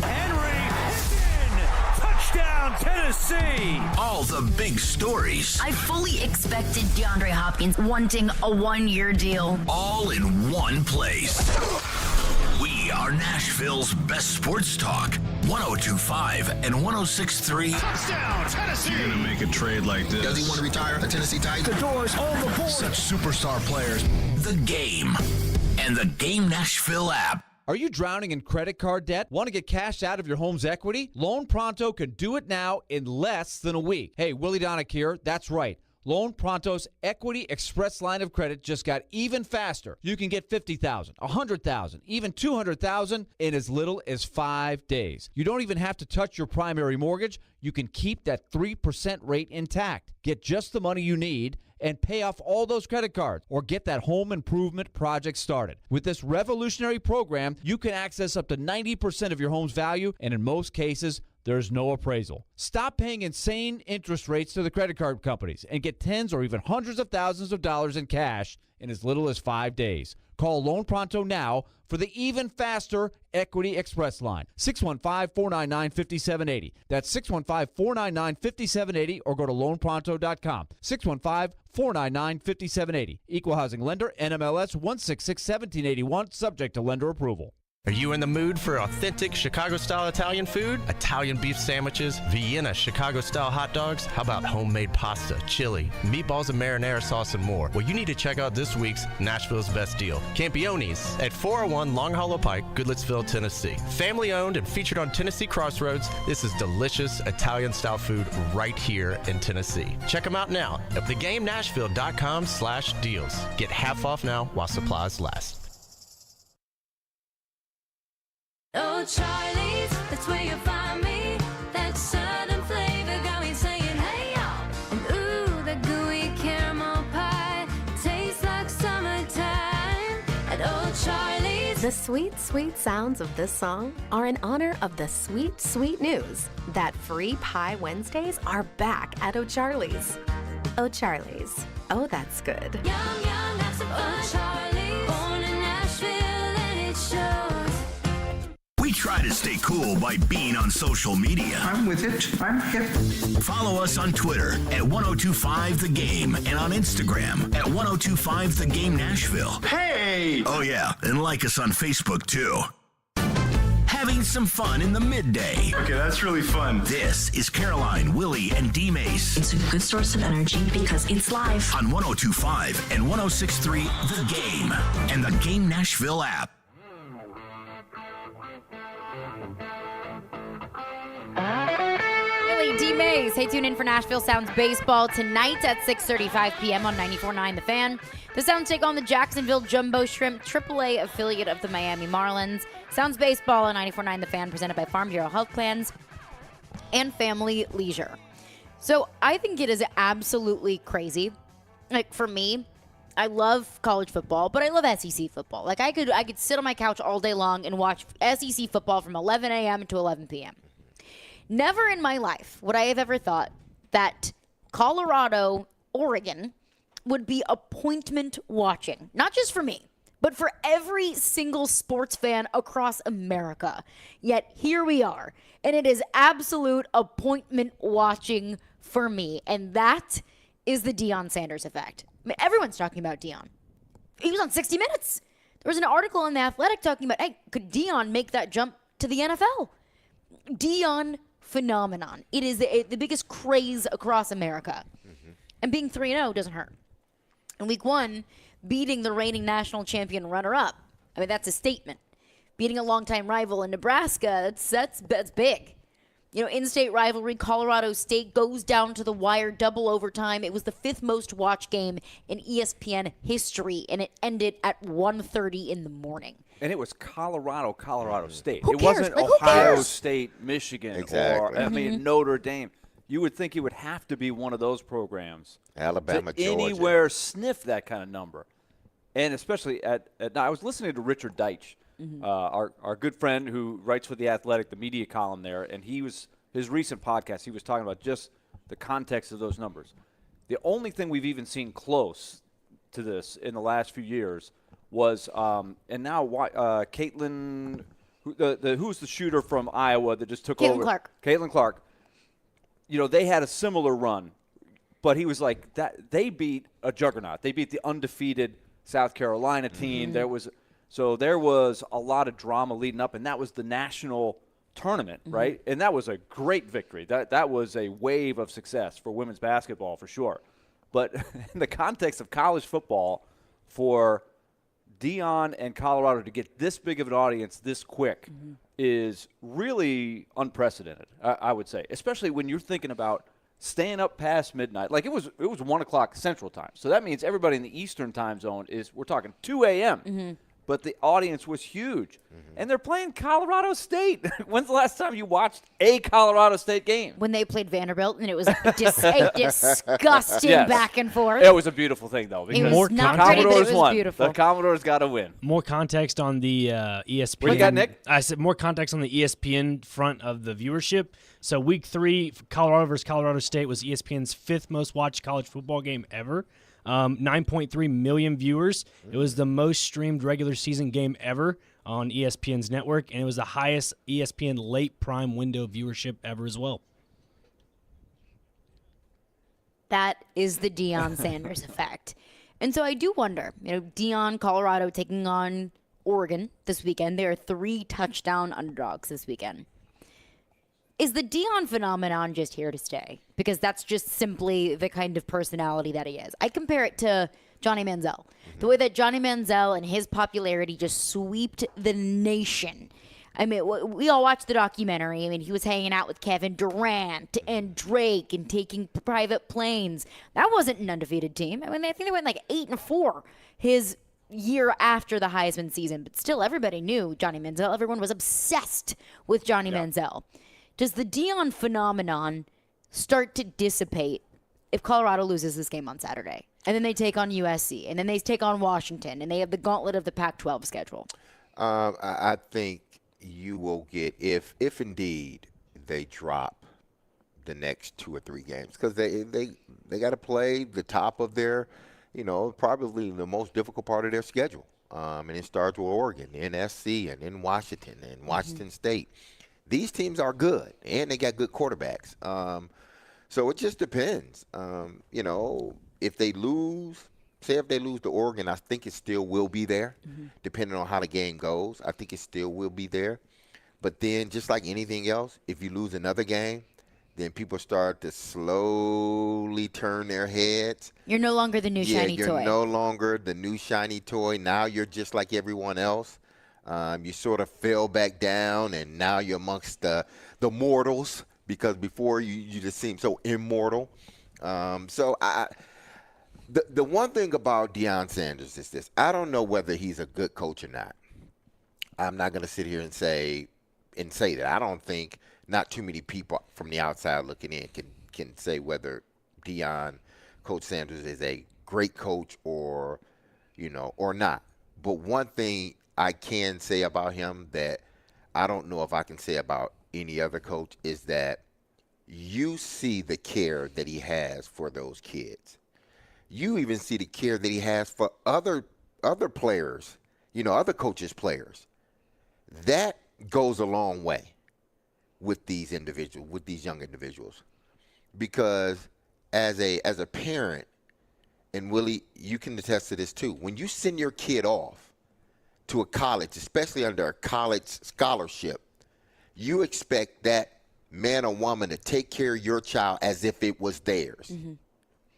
Deion is doing that. Parents are recognizing and seeing it. Other players see it. They want to go the extra mile for him because they know he truly cares about them. Like, he cares about them. He wants them to win. He's gonna push them to do better. He's gonna push them to be excellent. But at the end of the day, I think he cares about those kids. I can't say that about every coach. They care about winning, but they don't care about the kid. I think what you're seeing is not just the coach that's winning, but everybody sees that he cares, like truly cares. And it doesn't hurt when you're coaching your kids too. And it just seems like a big family there. And people are buying into that sort of atmosphere, the family atmosphere. People are buying and they're eating it up. And he's winning, and he's flashy at times, and he's unapologetic about things that he may say, even though it's not like Deion says anything controversial or anything. He doesn't go at anybody. It's just the way. You don't think Deion says anything controversial? He doesn't go after people. That's what I'm saying. He says the thing that coaches says behind closed doors. He's just saying it out loud. But that in itself is controversial. Yeah, because those coaches are not used to being challenged like that. But he's not like going at people, like talking about people's programs or talking about individuals. Everything he says is about his team and what he believes his team is. He believes this team is great. And I think that in and of itself could be seen as controversial. Because you're saying how great I believe my team is because other coaches don't do that. Because Deion will find fuel in anything. Oh, no all question. Coaches the do sunglasses, good grief. And he might be the best that I've seen, take something and make it a thing and have, it seems like it's rallying his team. Like some people do that. They bring a lot of attention, and then the team melts under the attention.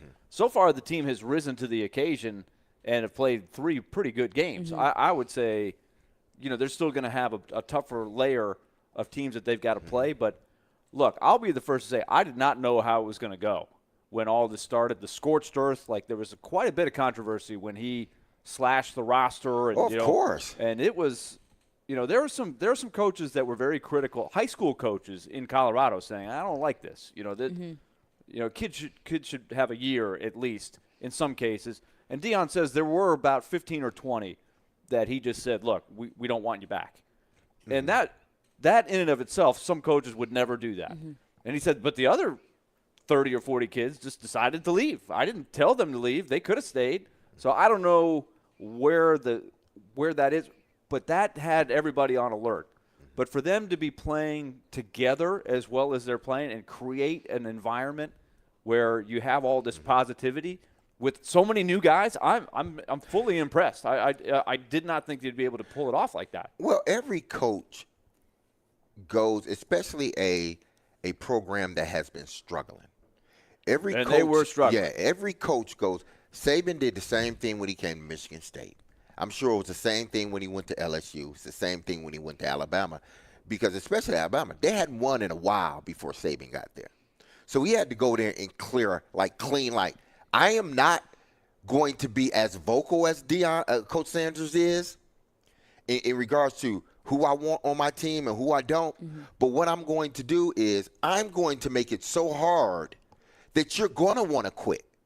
And I'm going to go at you each and every day. I'm going to force you to quit. Urban Meyer did the same thing when he got to Florida. But he didn't verbalize. He didn't tell the world. Yeah. But even the coaches that are probably upset at him, they did the same thing. Because you're trying to build the sheer numbers, though. I don't think there's ever been a roster you turned over that many You players. could never do it that way. Why? Because of the transfer rule. Exactly. Yeah. Now you're able to do it. Yeah. And more coaches. Look at the rosters around college football each year, especially when it started getting popular about the transfer. I guarantee you there were high number of turnovers at universities. But because they didn't jump out winning, or because they wasn't as vocal as Coach Sanders, we didn't hear about it. But I guarantee you there are other programs that turned over 30 or 35 new players. Auburn. Exactly. But we didn't hear about it. And they didn't win. Well, any program that has a change in a head coach, I think it's pretty common to see a lot of turnover. Either those players want to go play for another coach that recruited them, or they're like, screw this, I'm out. I don't want to stick around for the rebuild, whatever it might be. But I think that is just simply the Deion Sanders effect, that if Hugh Freeze comes in and cleans house, nobody really cares because it's Hugh Freeze. And that's still Hugh Freeze. It's still a very high-profile coach, but the way that he runs his program isn't as is boisterous an okay word to use? Vocal? Confident. Confident. Coach Sanders is confident in his program and what he can do with his program. Well, I think a lot of coaches are confident in what they can do with their program. I don't know if a lot of people are confident. Then you should not be coaching. There's only one Deion Sanders. Yeah. Yes, and we knew that when he got in there. And it is working really well. Like, I think we were all intrigued when he went to Jackson State. Like, ooh, he's going to get into coaching. And then they started winning. And we're like, okay, what's next for Deion? And here's what's next. And how about this? I thought it said a lot. Mitch hit it right on the head when he said, my mom asked me what time is the Colorado game. Everybody wants to watch Deion. Aaron Donnick, she loves watching Vanderbilt, but she is not a appointment. What time does he? She said, I want to watch Colorado State. I was like, what is this? We've been married for 26 years. Yeah, do I need to take your temperature? Because I'm part of it. I want all the Deion content. I want your opinion of me is not the opinion that I have of myself constantly on repeat. I love it. I think that everybody else does. I just want to through 3 games, through 3 weeks, you're 3-0, and you were riding high. And if you beat Oregon this weekend, I think that's the biggest statement you can make. It's going to go to a new level. But quick question, and we can continue it on the other side before we get into Ask D-Mase. Would you want Deion coaching the Titans? I would. I would take it. I answer that on the other side. And we'll get into that coming up next. 615-737-1025. We'll also get into your thoughts and your questions for D-Mase. Caroline, Willy, D-Mase. Tune in for Nashville Sounds Baseball tonight at 6:35 p.m. on 94.9 The Fan. The Sounds take on the Jacksonville Jumbo Shrimp, the AAA affiliate of the Miami Marlins. Sounds Baseball on 94.9 The Fan, presented by Farm Bureau Health Plans and Family Leisure.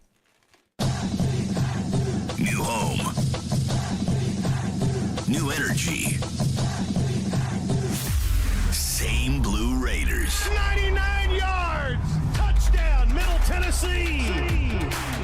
Catch every game for MTSU on 93.3 Classic Hits. Coach Rick Stockstill is poised to lead his team to yet another bowl appearance. We're really excited about this opportunity. Your home for the Blue Raiders is 93.3 Classic Hits and the Classic Hits app. Caroline Fenton here from my friends over at Black Tie Moving. And when you choose Black Tie Moving, you are getting a highly awarded Inc. 500 company. But here, take my word for it. Because I moved with Black Tie Moving about 2 months ago. And let me tell you, I've been through the ringer with some movers where maybe my furniture got banged up. When I moved to Nashville, my furniture was stuck in a storage unit in New Jersey for the first month that I lived here in Nashville. True. So like I have been through it. I was nervous, but once my moving day came with Black Tie Moving, it was like every bit of stress and anxiety about my move completely went away because Black Tie Moving took such great care of my things. They listened to me, any questions or concerns that I had. They were so respectful of me and my family that was helping me move and my space. I could not have asked for a better moving experience. I mean, they truly roll out the red carpet for you on the day of your move, both literally and figuratively. So visit blacktiemoving.com or call 615-437-8401. That is 615-437-8401.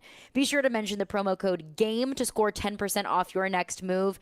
I absolutely love Black Tie Moving. So when you move with Black Tie Moving, you can sit back and enjoy the best move of your life. C10 Nationals, the world's largest Chevy and GMC truck event, is coming to the Nashville Superspeedway September 29th and 30th. Packed with vendors and activities, autocross, swap meet, dyno, drag race, and more. Daily tickets $20 at the gate, and parking is free. More info at c10nationals.com.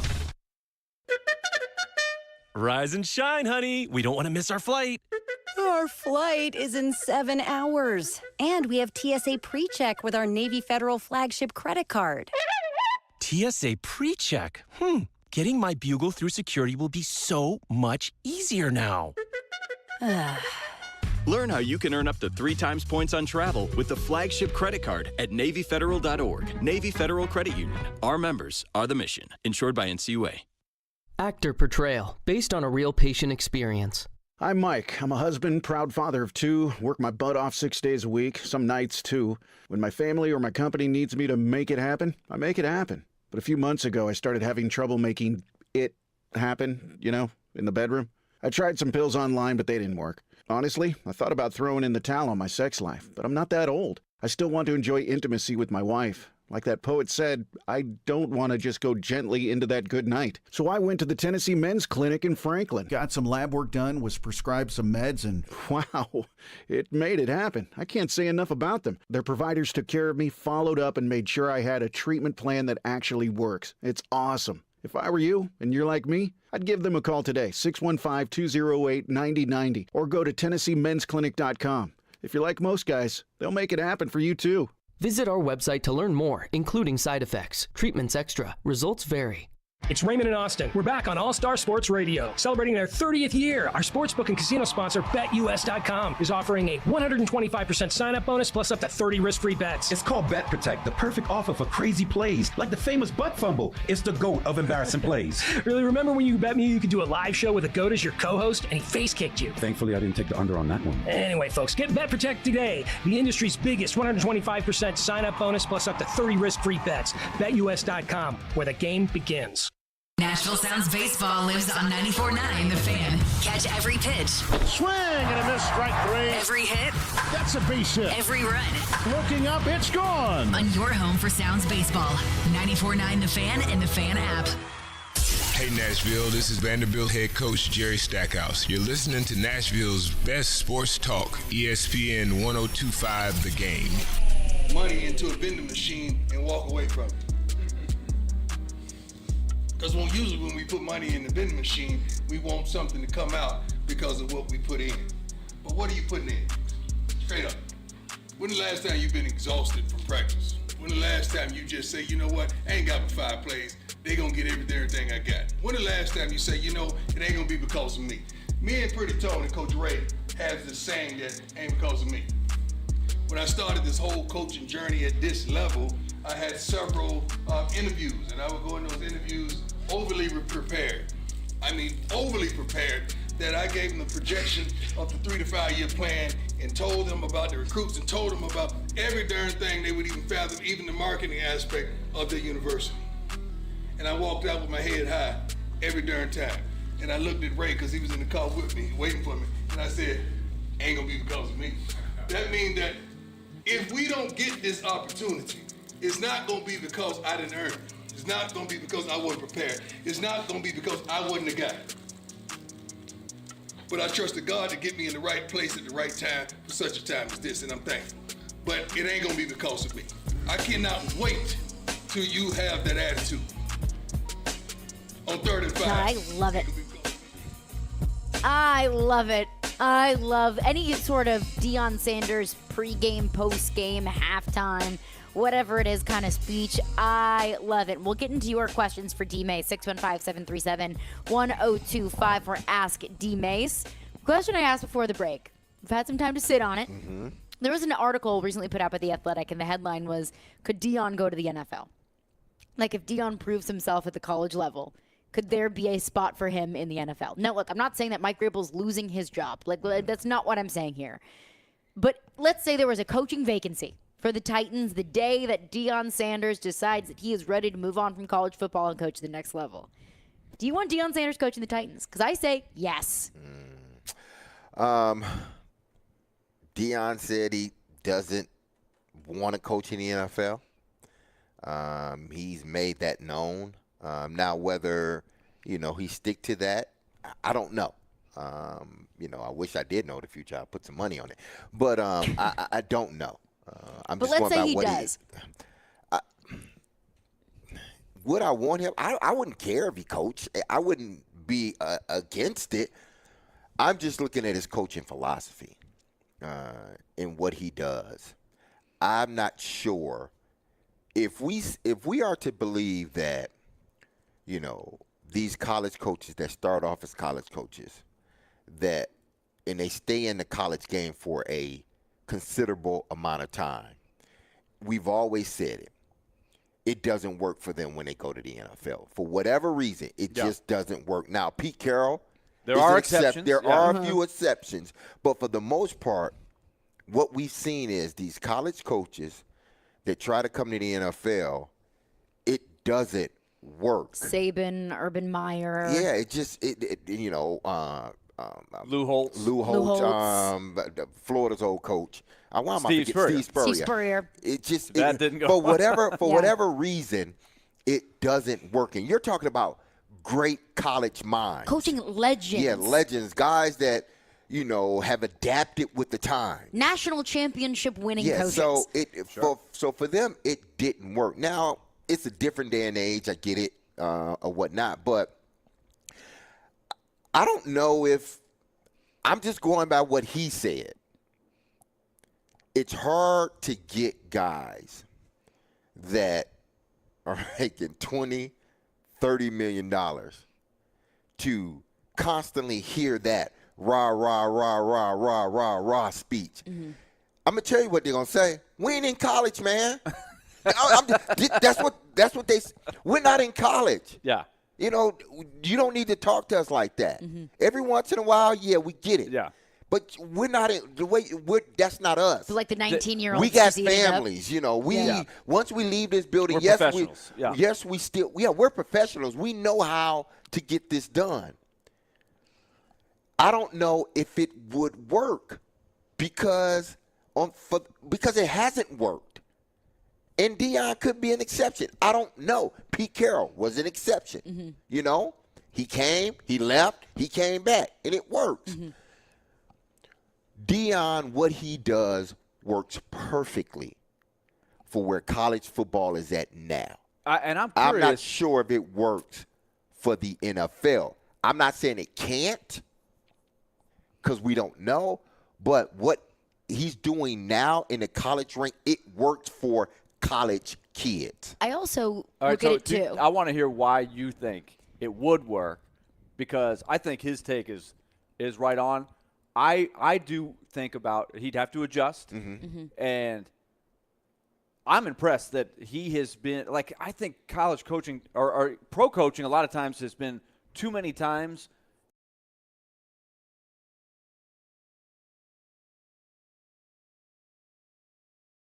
leader. Mm-hmm. And if he could adjust, I think that would be important. And then you got to find the coordinators, right? You got to find how to be the CEO to put it all together. That's the key. That's what I think he's done really well with Colorado. He's got coaches that have got these guys to play together. But why would you want Deion? Because you say college coaches don't work in the NFL. That's 100% true. We have enough of a track record to see that, look, more often than not, it doesn't work. But how much is Deion really a college coach, and how much is he just Deion Sanders? Nick Saban, Lou Holtz, Steve Spurrier, those were career college football coaches. Deion Sanders is somebody that's had a full career and decided, hey, I think I want to coach. And then we've seen that he's pretty darn good at it. So I think that's kind of the difference, is he's not yes, he's a college coach, but when I think of Deion Sanders, I think of 4 or 5 things that come to mind before I think college football coach. And I think the difference is, and why I think he would be good at it, is something very similar to why I think that Mike Vrabel is a good coach. Because he can say, look, I've been there. Look, I've been in your shoes. I know what this feels like. I can relate to you on a certain level that maybe some other coaches in the NFL can't. He is a true player's coach. And though I think the way that Vrabel and Deion approach this is very different, but Vrabel is an expert at motivating his team when his team's counted out. Of bulletin board material, underdog, blue collar, chip on your shoulder kind of mentality. What does Deion say all the time? It's personal. We're taking it personal. We are 3 touchdown dogs to Oregon. We take that personally. You don't believe? You don't believe? You can get that over on college kids. You can't get that over on NFL players. It's like, I ain't taking it personal. But I think that the way that he's doing it, it works in college. You totally have to shift it. It's a totally different way that you communicate with them. It's a totally different kind of relationship that you have with coaches. That's a college coach. You are an extension of a father figure for those kids. In the NFL, they're not doing that. They are themselves. They are fathers. They have children. They have families. It's totally different. But I think it's the idea of getting your team up and getting your team ready to play, having that underdog mentality that makes Mike Vrabel such a good coach. All right, this is where I thought. And I think players would want to play for Deion Sanders. This is where I wondered if you were going to go here, because this was my thought of why somebody might say, yeah, give me Deion. What do we talk about all the time? The Titans franchise, from a national standpoint, from a branding standpoint, is kind of there. It's not. It doesn't really have much other than what we know locally. We've got a great fan base here. It's not the Packers. It's not the Cowboys. No, nothing like that. Deion could, flip a switch, and that would be very different, at least for a short term. You think ticket sales wouldn't be affected? Mike Vrabel, for all his great attributes, and everybody, I think, who's a Titans fan, every coach is going to get scrutinized, but they're in his corner. They like Mike Vrabel. They like his foxhole mentality. They see what kind of players coach he is. They rally around that. But I don't think that puts fans in the seats. Deion's a whole nother level of branding and marketing. Coach He's made Colorado relevant again. Sold out the rest of the seats. Because Colorado has been in the dumps. But to go for 20 years, but to have almost. It happen this quick is eye-opening. Oh, no. I'm not saying that. Yeah. But that's to a good sell point. those seats. That's a good point. It would put the Titans on the map. People would want to watch the Titans. It's the same Aaron Rodgers effect with the Jets. Yeah. Mm-hmm. Now they're on every single primetime game every single week. I think the Titans would be similar. Yeah. But this is all hypothetical, right? Time, we want to make clear because, like we said, people take stuff out of context. Exactly. Nobody is saying take Vrabel out and put Deion in. No, we're not saying that. This is just in a vacuum. This is a hypothetical, yes, because I am a Vrabel guy, and I would not make the switch or anything like that. I'm just looking at Deion as a head coach. But people see here's a mistake that I think we are making in this regards with this case. College football, you can get butts in the stands, as Deion is doing, because of the college coach, charismatic. He's an Hall of Famer, played in the NFL. He's Deion. People are going to come because now he's winning. People are going to come because of Deion and Shedeur Sanders, but people are coming because of Deion. They want to see this Deion effect. People are not coming in the games in the NFL because of the head coach.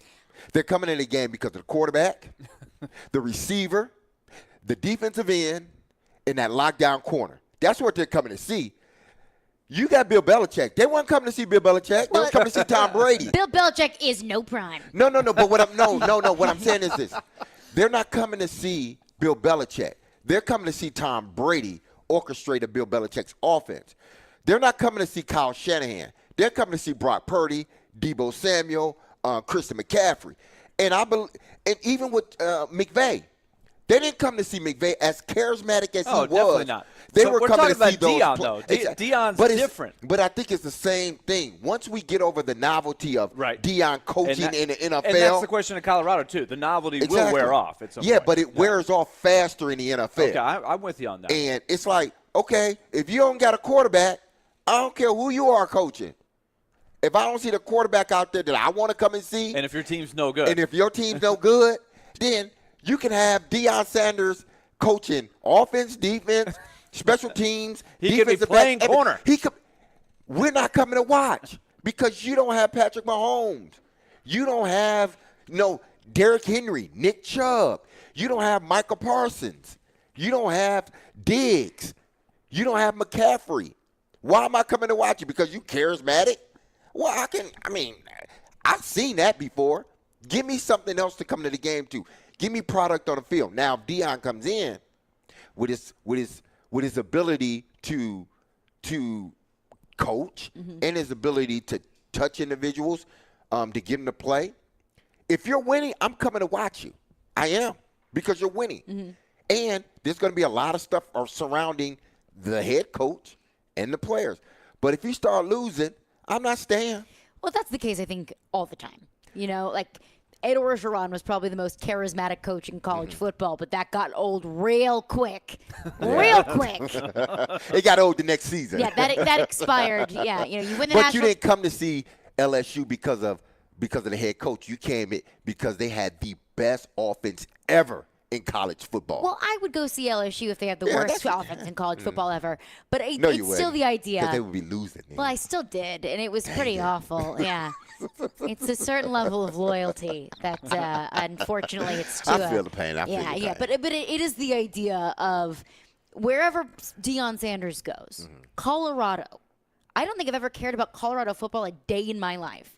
Now I can't miss a game. That's the idea. And yes, college is different than the NFL, but it would bring a breath of fresh air, or a breath of life into wherever program he goes, whether it's Titans or Colorado or New England Patriots. But let's continue the conversation. And, of course, your questions for D-Mase. I'm sorry, I'm sucking all the time for questions for D-Mase. We're right to your phones coming up next. Caroline, Willy, D-Mase. They join Jared Stillman, Chris Sanders, and D-Mase at Twin Peaks and Cool Springs this Sunday from 9:30 to 11:30 for our NFL pregame show. They'll break down the Titans' Week 3 road matchup against the Browns and give you the latest updates before the game. Our NFL pregame show is presented by Parman Tractor and Equipment and the Beast Unleashed. Are you always on the go? We've got you covered. Download the Game Nashville app from your app store and listen to us wherever you are. Robbie Stanley, Joe Rexroad. It's Chase McCabe. Caroline, Willy, D-Mase. Dominic Company. We are Nashville's best sports talk. Good station. I listen to it all the time. 102.5 and 106.3 The Game and the Game Nashville app. Tell you about Loan Pronto. If you're looking to buy a new home and you need the cash now to make the down payment and the offer you want to make, and you're worried about where the money comes from, you've got the solution through Loan Pronto's Dream Home Bridge Loan. They can help you tap your equity so you get the cash you need. You can make that clean offer with cash to cover the down payment. That's the key. This is an amazing program. You get the cash quickly, matter of days, little paperwork involved, usually no appraisal is needed, so you can go after that house you want with no contingency. Then when your current house sells, the bridge loan completely disappears. So don't put off the dream. Let Loan Pronto help you leverage your equity so you can get the cash to make a solid, clean offer. Call them now for the details. 615-499-5780. That's 615-499-5780. Or go to loanpronto.com. Equal housing lender, NMLS 166-1781, subject to lender approval, NMLS consumeraccess.org. Caroline Fenton here for my friends at Sean Hammond's Jiu-Jitsu Academy. They supply a very safe and family-friendly environment with classes daily. Classes range from Brazilian Jiu-Jitsu, Muay Thai, cardio kickboxing, ladies and kids programs, and so much more. Black belt instructed classes for men, women, and kids of all ages. You'll gain knowledge in self-defense, get a great workout, and get in the best shape of your life. Located at 2909 Armory Drive in South Nashville, call Sean Hammond's Jiu-Jitsu Academy today to set up your free trial. Learn more at SeanHammondsBJJ.com. At the Home Depot, Saturdays are about two things. The one-of-a-kind wood-fired flavor of a Traeger Ironwood XL grill. And football. That's right, Desmond Howard. Get fired up for the game in just a tap with Traeger's intuitive touchscreen. Then throw on your favorites and monitor the grill from anywhere with Wi-Fi technology. So you spend less time staring at the grill, which means more time for football. For football. Upgrade your Saturday with Traeger and the Home Depot. How doers get more done. eBay Motors is here for the ride. 120,000 miles of night drives, daily commutes, and who knows how many. Are we there yet? Through countless fixes, elbow grease, and a new radiator, you kept your ride alive. With eBay Motors, you have over 122 million parts to keep it running. And with eBay Guaranteed Fit, they'll be the perfect fit every time. Plus, at these prices, well, we're burning rubber, not cash. Keep your ride or die alive at ebaymotors.com. Eligible items only. Exclusions apply. At EasyCater, we get it. Ordering food for work means you have to deal with this. Client meeting on Tuesday. Client wants Taco Tuesday. 19 people. Need vegan options. Our budget just got slashed. Meeting is now Monday. What about Mediterranean? Client still wants taco. Claire has a nut allergy. Gluten-free. Under budget. Is there vegan? Vegetarian, vegan, kosher, tacos. Tacos for a client meeting? Just use EasyCater. Food for work delivered on time as ordered with a huge variety. 100,000 restaurants, one platform. Order 24/7 at easycater.com. If it's important to Nashville, I'll put it out right now. It's important to Jared Stillman. Like, that's it. He's not afraid to ask the tough questions. Something is going on, and the question is, what does it mean? Or give the strong opinion. And just needed the bozo offensive coordinator to stop ruining the quarterback. Stillman and Company. Weekdays at 2 on 102.5 and 106.3 The Game and the Game Nashville app. Having some fun in the midday. Yeah, it's awesome. This is Caroline, Willy, and D-Mase on 102.5 and 106.3 The Game and the Game Nashville app. Ask D-Mase. Get those questions in for D-Mase. And hey, Caroline, Willy, and D-Mase is brought to you by Zen Sports. Start earning cash rewards on your bets today. Gambling problem? Call 1-800-889-9789. Terms and conditions apply. Must be 21 or older and in Tennessee to bet. Let's get into those questions for D-Mase. Our phone lines are driven by WilsonCountyHyundai.com. Eric is on the line with a question for D-Mase. What's up, Eric? Hey, guys. I heard that Joe Newman was talking about me the other day through the Kenny the mailman, that he cracked a joke about me. Did you hear about it? We're going to have to launch an investigation here, Eric. I do not know. We'll have to find out. We'll have to ask the suit. Do you think a violation was committed, Eric? Was this crossing the line? No, it wasn't crossing the line. I took it in stride, but I had a colonoscopy the other day, and he said that I'm the only person that he knew that could have a colonoscopy and still be full of it.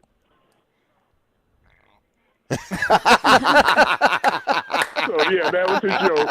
Yeah, Kenny the mailman referred to me about that. So I'm glad you took it in stride. Okay. Yeah. Okay, so my question for Ask D-Mase is this. D-Mase last Sunday against the Chargers, Ryan Tannehill was sacked 5 times, and I remember during the game also, he took a vicious shot on the chin that was flagged for personal foul, and then they showed on the Jumbotron the crowd was wincing. Now, in this week's offensive game plan, with Tim Kelly, the offensive coordinator, how do you think that's going to go this week? Do you think they'll have Tannehill probably doing like he did last week, probably running for a touchdown or maybe doing some scrambling rollouts? And is Peter Skoronski going to be back in the lineup this week? What changes do you think they're going to try and do to where Ryan Tannehill is going to be better protected? As always, good to talk to you guys. Guys, y'all take care, and we'll talk to you again soon. Thanks, Eric. Thank you, Eric. Appreciate it. Peter will not be in the lineup. And Vrabel said that earlier in the week. I'm not sure if he will be back next week. I guess they will continue to monitor him after the appendix that he had going on last week right before the game. Now, in regards to, what Tim Kelly can possibly do, I mean, you don't want to deviate too far from your game plan, because you have guys that are capable of making plays on the outside. What do you think that game plan should be? I think, as it has been, the last 2 weeks, we're going to run the ball effectively first and foremost, or at least try to. We're not going to abandon the run. I hope they don't abandon the run either with Derrick Henry or Tajay Spears. Now, if you get behind, that's a different story. But if it's a close game, you stick to what you've been doing. So I think they're going to, a lot of chipping on those ends by either the running back or the tight end before they go out in the pass play. I'm sure you will see max protect at times. I expect to see play action to keep that defense because they are an aggressive defense. And, sometimes you can use their strength against them. Play action pass is a good way to combat that sort of aggressive defense. Get them to think and run, play action it to Derrick Henry or Tajay Spears because I think they have enough tape now to know that we can't let this second back get going because it makes our problems even worse if we let him get going. So whether it's Tajay Spears in the game or Derrick Henry in the game, I think you're going to see that aggressive style of defense, and you got to combat that with play action. Max protect, you may have to spread them out, get the ball out of your hands very quickly. Again, because if you don't, you're leaving your quarterback up to potentially getting hit. So look for, other than the run, but look for probably a little bit more play action. And, they may try to spread Cleveland out and hit them with quick passes as well. I think, rely on what you do best, and that's play action and running the football. Like I said, I don't want, I understand that going up against such a solid defense, and it's not just the defensive front for Cleveland. It is the defensive front, and it's the secondary. Like, this is a good defense. Don't overthink it. Don't try and get cute with it. Don't try and I guess you are trying to outsmart them, but you're not going to outgun that Cleveland defense. I don't know how many offenses in the league would be able to just simply outplay the Cleveland defense. So it's, having the strategy, the coaching strategy, the game plan, and sticking to your identity. Tom Texan says, D-Mase, do you think that Dion could have remembered the success that he saw Jimmy Johnson have when he tore down the Cowboys and turned them around into a Super Bowl dynasty? Remember, at the time, Jimmy Johnson took the same criticism, and Dion was on those teams. It's a different type of different brand of football. It was just different. That I don't know if that formula, it doesn't work anymore because of the salary cap and the money you owe individuals. You can't just, open up a bunch of spots, and put more people in there. You got contracts you got to deal with now, and contracts that are guaranteed or monies that are guaranteed that if you try to get out of that contract, you still got to pay this guy X amount of dollars, and it counts against, the salary cap, whether you think it's fake or not. It still counts. So when Jimmy Johnson was able to do it, you got to understand, too, they made a huge trade that got them all those players. They sent Herschel Walker away, and they got all of these draft picks that ultimately drafted all of these great players, and they end up winning championships with them. So to me, football was different. It was probably a little bit easier for an individual to do that. I think it's just like college football. College football was much different back in the days. Now it's easier to turn over a roster because of the portal, transfers, NIL, all this stuff. So it's easier to turn your roster over. And you might, if you're a good coach with a good staff, you probably can turn that program around very quickly. We've seen it across the board where a coach comes in, program's been struggling, or maybe they won 4 or 5 games. Next season, they're up to 8 to 9. I saw it firsthand with the Spartans, Michigan State. When Mel Tucker came in, he got the recruits, he got the transfers. What happened? They ended up winning 10 games. Look at Colorado. Exactly. It's the same way. So it can happen now in college. I don't think that formula works in the NFL, or it will take a longer time to build that team back up. It's tough when you're working with contracts that have guarantees, and There's no guarantee for a college player. No. That scholarship is not even guaranteed. So you can let them go and bring somebody else in and not have to deal with it. And the double-edged sword in the college side of things is it's not just up to you. Exactly. It's also up to them. They can come and go as they please as well. All right, Ask D-Mase. Appreciate everyone for weighing in their questions for D-Mase. But coming up next, Titans taking on the Browns on Sunday. Who has the advantage? Browns, Titans, coach, quarterback, offensive line. We'll get into that coming up next. Caroline, Willy, D-Mase. Make your silly underdog picks for your chance to win weekly prizes. You can play at thegamenashville.com or the 1025 The Game app as we approach Week 4 of college football and Week 3 of the NFL. Silly Underdog Picks is presented by Volunteer Hose and Gasket. ElectronicExpress.com. We make it happen. Some people put off things that need doing. Not you. Harbor Freight knows you're a today's the day kind of person. An I'm on it kind of person. A bring it kind of person. So, if you're rolling up your sleeves today and you don't want to overpay for tools, you're a Harbor Freight kind of person. Whatever you do it for less at Harbor Freight.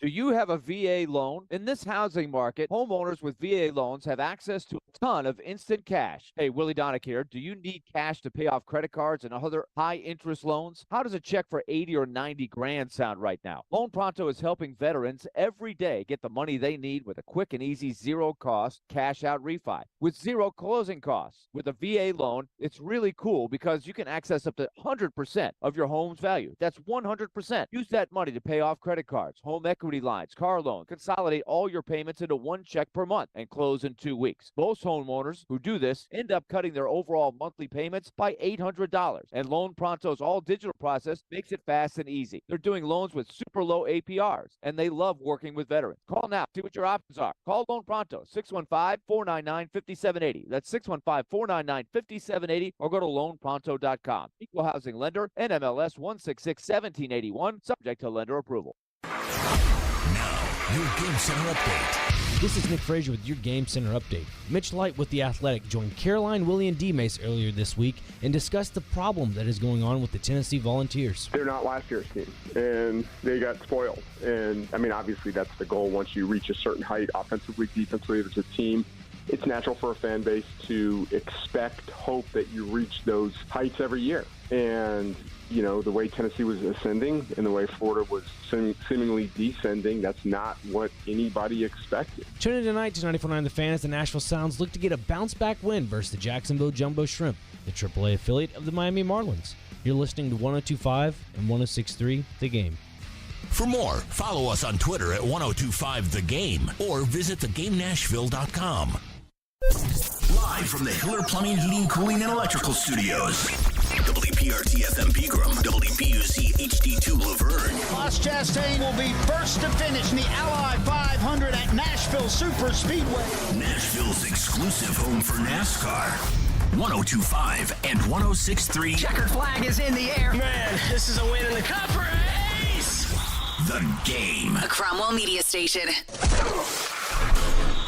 Covering your teams and the news of the day. Ladies and gentlemen, this is Caroline, Willy, and D-Mase. Who is pleasant to listen to. With Caroline Fenton, Willy Donick, and former NFL wide receiver Derek Mason. You are hands down my favorite radio personality of all time. On 1025 and 1063, The Game, and the Game Nashville app. With no further ado,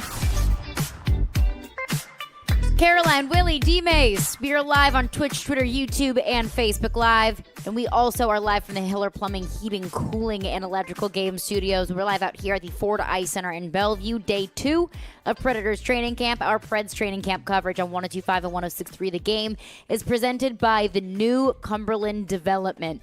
Titans hitting the road, taking on the Cleveland Browns on Sunday. And this just in from Jim Wyatt. Peter Skoronski is the only player ruled out for the Titans on Sundays. Peter Skoronski recovering from the appendectomy that kept him out against the Chargers last week. Why is that big? Because Amani Hooker has been cleared from concussion protocol. That also just came out from Jim Wyatt. So he is not out for the game on Sunday. Amani Hooker will be available. My question is what's the pitch count? Is there a pitch count? What does it look like for Amani Hooker coming back off of concussion protocol with limited practice? That's a question, and also with Christian Fulton. Let's say that would be optimistic. This is one where I do not know what those conversations are like. Like, on one hand, you could say if you're cleared from the protocol, you're cleared from the protocol. You're ready to play. If you feel good and you've passed all the tests, then go play. For example, we're here at Predators training camp. I know that Roman Josi was talking pretty extensively about concussions yesterday, and he said you get to a point where you feel you. And unfortunately for him, he's had more than one over his long career. He says there just is a day where you're ready. And then when those players come back in, usually they're back in. Yeah. They're playing. Maybe that's the attitude for Hooker. I don't know. Fulton is one I would watch because of the hamstring. We know that can be re-aggravated very easily. Yeah, don't be surprised if you see Fulton in and out of the game because of that hamstring issue. And it's unfortunate. It is. Because the hamstring is a tricky thing. You can be feeling great during practice, but then you get in the game and the level goes up a little bit, and you end up straining it again or pulling it again. So we need to watch Fulton closely this game. I don't think there's this huge drop-off when McCrary comes in the game. McCrary did a great job last week at being that starting corner. So I don't think there's this tremendous drop-off, but you would like to have Fulton on the field. You would like to have your best players on the field. Now, Amani Hooker is different, and I'm not saying anything that I have not said in years prior. When it comes to concussions, if you've been deemed to have a concussion in a game, it should be at least 2 weeks out. It should be. Because what happens is now, I'm okay through the week. Why? I'm not hitting anybody. I'm just running around. Yeah. And I can pass the test, that they're going to ask me, remember this, do this way, light sensitivity is baseline tests that and you end up passing them all, which, okay, you passed them and you've been cleared to play. But the minute I hit somebody, now I can put myself right back in that same situation, and now I'm out longer than I was previously out. So the concussion thing, to me, is tricky. I've always thought that there should be at least a 2-week mandate on concussions. But, hey, in this situation, if he feels he can play, then, if he's cleared, they're thinking, why hold him back? I guess they are. You can't put him on a pitch. You can't put him on a pitch count. You just got to let him go play. I guess they would be at 2 weeks. Ish. Huh? I guess they would be around 2 weeks. It would be 2 weeks 2 weeks from Sunday. the time he got the. Yeah. But you're saying 2 2 weeks games. Two games. Okay. So really 3 not weeks. Yeah. I think I am going to hope that because of all of the attention and awareness of concussions that we didn't even have 5-10 years ago. Exactly. Right? That I'm hoping the protocols are more streamlined, that we learn more, the helmet, all of these things to where a player feels comfortable that if you're not in the protocol, then you're okay. That's hard, but you know this, Derek, if you're out there and you're worried and you're playing, you're like, I don't know if I can hit because I'm worried I'm going to get another one. That's not a good mental place to be in. It's not, but I guarantee he gets dinged again. Well, he's had all kinds of trouble with numerous amounts of injuries just staying on the field. But I'm saying, like, when he hits somebody again this Sunday, I guarantee you. You're more susceptible. He's more susceptible of recurring.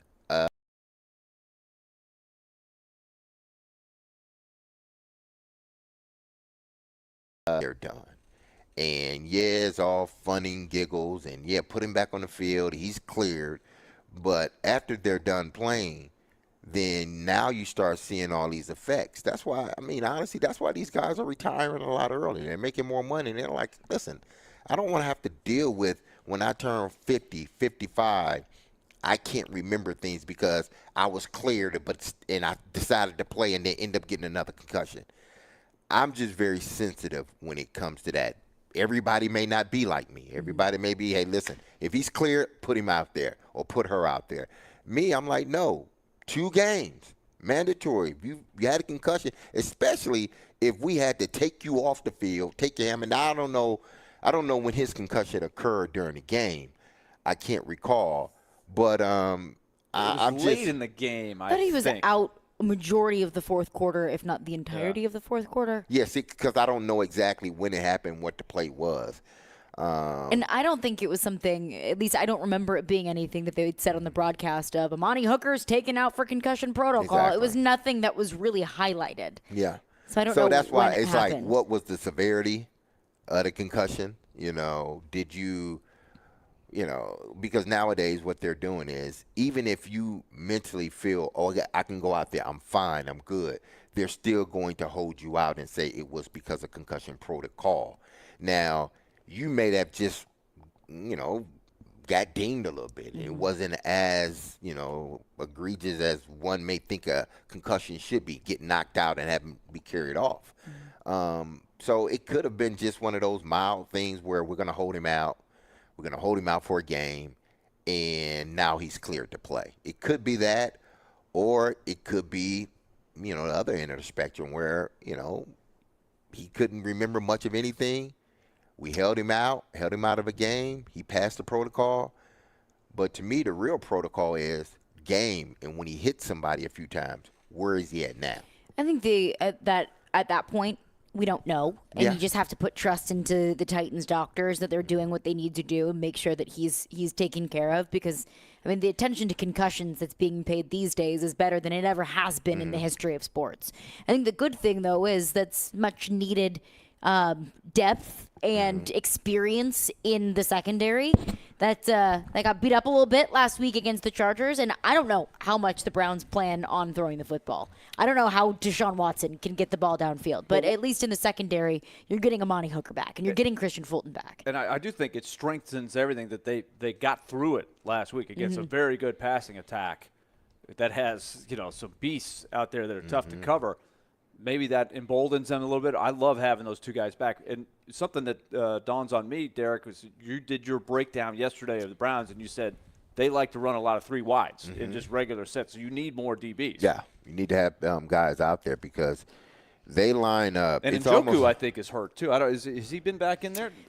Greg Newsome is out on Sunday in the Browns secondary. I don't know about Njoku. He's been on the injured list. I don't know what his status is, but either way, three wide. Either way, three wides. That's their staple. It seems like they come out in three wides.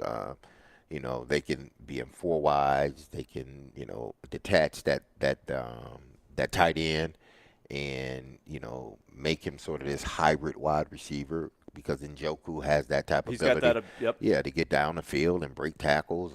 So. The Titans got to be ready. So they need all hands on deck. They need Fulton out there. They need Amani Hooker out there, for anything but depth. Because if they don't have those two guys out there, man, with a team that loves to go 3 and 4 wides, it put a lot of pressure on your secondary. Another thing that was a little bit of relief today, again, Peter Skronsky, this put out by Jim Wyatt. Peter Skronsky is the only Titan ruled out on Sunday. Derrick Henry was on the Derrick list. The injury report yesterday was out of practice for a toe or was limited with a toe. And that concerned me because I didn't know if that was a hangnail, if that was a quote-unquote toe, like more like a rest day, or if that was like turf toe. So it could have been anything. There was a wide spectrum. But he was out in the practice field today, and he's playing on Sunday. But still monitor when you start talking about toes and especially feet, in this market, when you're talking about running backs, it all harkens back. Just new turf. Just keep watching it. Just we can't just say, okay, he's playing, whatever it was, it's done. Obviously it hurt him bad enough. It was bothering him bad enough that he couldn't practice on one day. But, again, they'll shoot him up. He'll be out there. He'll be okay. 615-737-1025. We'll get into your thoughts. But coming up next, there are two related things that Mike Vrabel has been talking a lot, has been really pushing, and we haven't seen from the Titans through 2 weeks. But it might be even more important this week than it has been maybe against the Saints or the Chargers. And hint, I think the Steelers showed us that on Monday night, and we'll get into that coming up next. Caroline, Willy, D-Mase. Hey, this week's Nashville's best deal is Campione's Taste of Chicago, located at 401 Long Hollow Pike in Goodlettsville. Campione's is a family-owned, award-winning restaurant for Sumner County's best Italian dining and lunch spot. So try one of their Chicago-style hot dogs, Italian beef sandwiches, lasagna, homemade pasta, and more. To get a half off a $20 gift card at thegamenashville.com/deals while supplies last. Also, D-Mase brought in Chick-fil-A. It's a Friday. It's a good day. So I want to give something away. So be caller 3 right now, and you will win a pair of VIP tickets to the Nashville Oktoberfest on Sunday, October 8th in Germantown. The VIP area includes 1-liter beer stein, a huge all-you-can-eat buffet, private seating, and luxury bathrooms with air conditioning. So good luck with that. Caroline, Willy, D-Mase, 102.5-106.3 The Game. Every day we are live and local. You need to give Ron Tannehill a 2-year extension. There haven't been too many coaching changes for the Predators. And your source for Nashville sports. I think that's what the Titans need. Players who can score. We are Nashville's best sports talk. 102.5 and 106.3 The Game and the Game Nashville app. Hey, we are going to take it to the bank on Friday in about 30 minutes, and I'll see if I can get back on the winning track, because I did not last week. But either way, win or lose, I want to tell you about F&M Bank, because they have been a great sponsor of ours.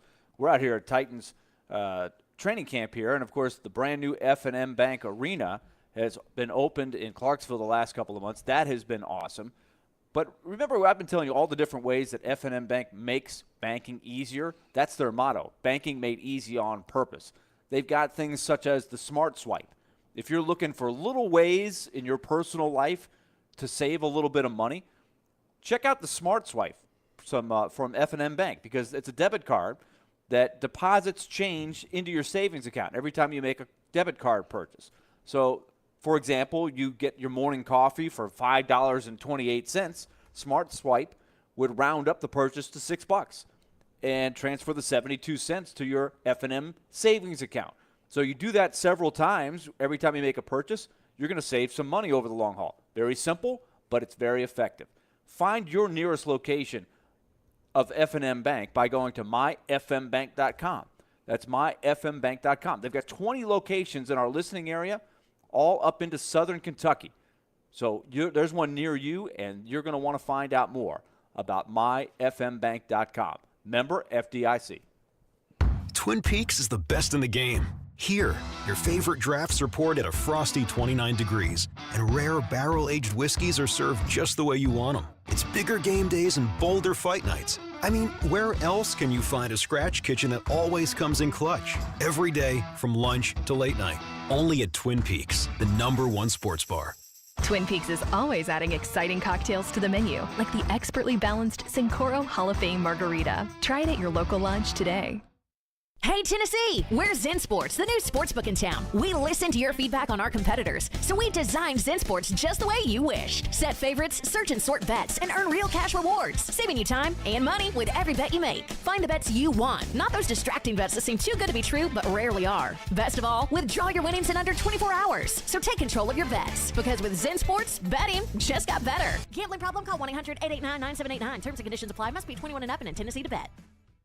The two most sought-after, most prestigious names in bridal jewelry come together for one epic event this weekend at Genesis Diamonds. Tacori and Veragio, the world's premier designers, are showing off their entire collections. All the latest designs, many showcased for the first time ever, with up to $5,000 in savings. Everyone loves Tacori, meticulously crafted by master artisans in their California design studio. Discover the hidden details and exceptional quality that sets Tacori apart. There's always more than meets the eye with Tacori. Come explore the entire Tacori collection, including all new Tacori fine jewelry, earrings, bracelets, eternity bands, pendants, and more. If you're engagement ring shopping, this is a once-a-year event you can't miss. Other jewelers aren't even allowed to carry these iconic American-made brands. Also for this event, Genesis is showcasing an expanded selection of GIA-certified diamonds in all shapes and sizes. Come join us and take advantage of special incentives, zero-interest financing, and as much as $5,000 in savings. This Friday through Sunday, only at Genesis Diamonds, Green Hills and Cool Springs.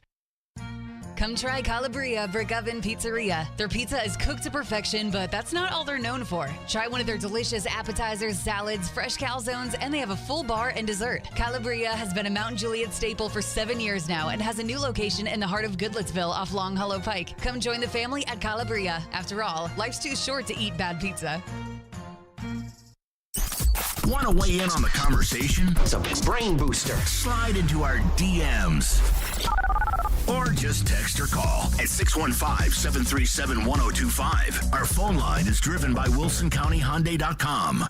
This is Caroline, Willy, and D-Mase on 102.5 and 106.3 The Game and the Game Nashville app.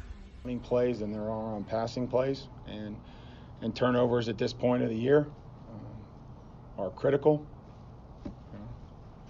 The last game the Patriots lost was January 20th, 2013 in the playoffs at home. And they had 3 turnovers and the Ravens had 0. So, it's a telling stat.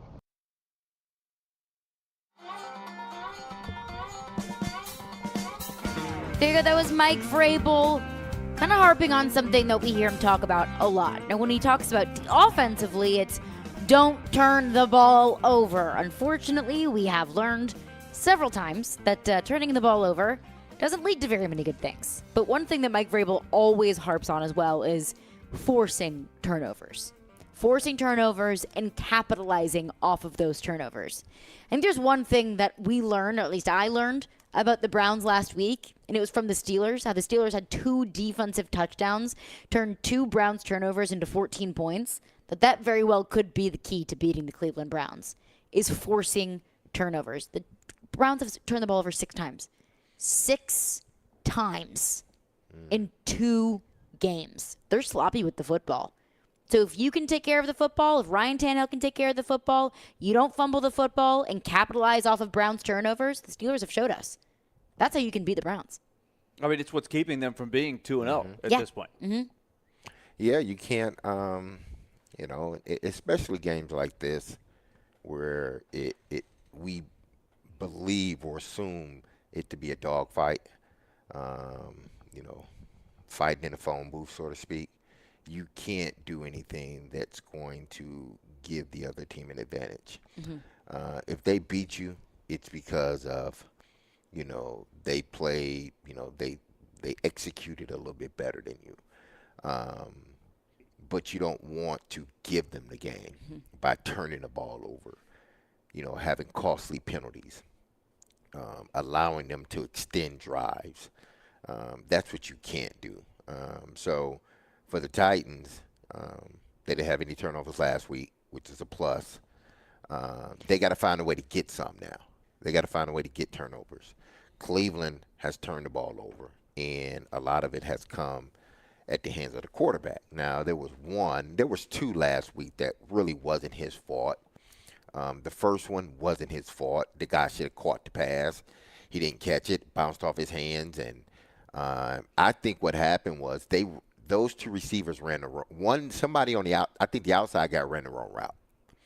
Because what you had was you had a quick out and you had a hitch. Typically, you don't run a quick out and a hitch on the same side because you have essentially both guys right there. 2 guys can cover 1. I think what happened on that play, because if you look at the other side of the field, it was the same concept, but the outside guy ran a outside release go to clear out that corner. That particular play, the inside guy ran it out like he was supposed to. The outside guy ran a hitch. Corner sitting right there. But still, he has to catch that ball. It was a catchable ball. I don't blame that on Deshaun Watson. The fumble, I don't blame on him. Number 71, Conklin's backup just whiffed on the play. Mm-hmm. He did not see it coming, and he hit the ball out of his hands. They scooped and scored, touchdown. So I know Cleveland is looking at it and saying, listen, if we just clean up this, we won't have the turnovers. Pittsburgh doesn't win the game because that's 14 points off a turnover. That's a game. That's the game right there. So the Titans got to find a way to get turnovers. And Cleveland, I know they're talking, hey, listen, let's just do let's orchestrate or run our offense the way it needs to be ran. Everybody do their job. Everybody be where you're supposed to be when you're supposed to be there. Don't bust the route and end up getting an interception. So, to me, this game is going to come down to, like you said, turnovers. Who's going to win the turnover battle? And who's going to win the third down battle? And it's capitalizing off of those turnovers. Exactly. Like the Titans intercepted Derek Carr in week 1 and weren't able to get any points out of it. You know, of course, taking offensive opportunities away from your opponent is valuable in and of itself. But if you're not able to put points on the board when there are opportunities handed to you on a silver platter, it's going to get really difficult to win a game that already, I believe, is going to be pretty difficult. We'll make our official predictions for this game later on in the show. I think the Titans absolutely have an opportunity to win this football game, but just make the Browns make mistakes. Don't make your own. And that also reminds me of another huge stat this is Captain Obvious speaking here, but the red zone is going to be huge, right? Yeah. You don't feel like you're going to be able to drive the field on paper here, looking at these offenses against the defenses, right? Mm-hmm. The defenses are better on paper here. So when you do get into that red zone, boy, if you can dial up a couple of good plays and find a way to get 7s instead of 3s, that would be huge. Is this the Tim Kelly game? Like, is this the game? Like, against the Saints, he even said, there was a lot left to be desired. He even said maybe, the running back distribution was a little bit too more one way than we wanted to see it. Against the Chargers, I think he called a great game. I liked the balance between the running backs. I liked the big explosive plays. And, of course, part of that is on the execution of the quarterback as well. But is this the game that we, against a tough defense, is this the game where we see, is Tim Kelly more Arthur Smith or more Todd Downing? Well, I think it comes down to the Jimmies and the Joes. I mean, the plays that are going to be called is not going to be anything that they have not shown already. If it's the Jimmies and the Joes, I think Tennessee loses. Not necessarily. I think the Browns have better players. Not necessarily. It's, just like the first game. I know people go back to, the distribution of the running backs and Derrick Henry didn't. That's why they lost. No, that's not why they lost. How many times am I going to tell you this? That's not why they lost the game. They lost the game because they didn't capitalize on the 5 blatant open opportunities that they had as a offense. They missed on all of them. They didn't hit 1 or 2. Yeah. They had 5 and was over on all of them. Fast forward to the next following week. They had 2 or 3 opportunities to make big plays. What'd they do? They hit them. They hit him. Derrick Henry could have got the ball 50% of the time. They hit those 3 plays, they still win the game. What if they lose the game, they still hit those 3 plays, Derrick Henry still get the ball 75% of the time? What's the problem now? I'm asking our audience, what's the problem now? You're just not as good of a football team. Exactly. My thing is, the plays are there in both games. games. Exactly. The plays were there in both games. The plays are going to be there this game. Tim Kelly has called 2 good games. The only difference was one game your quarterback didn't capitalize. One game he did. This third game, I expect Tim Kelly to call another good game. But it's all predicated on the Jimmies and the Joes. I can call up the plays.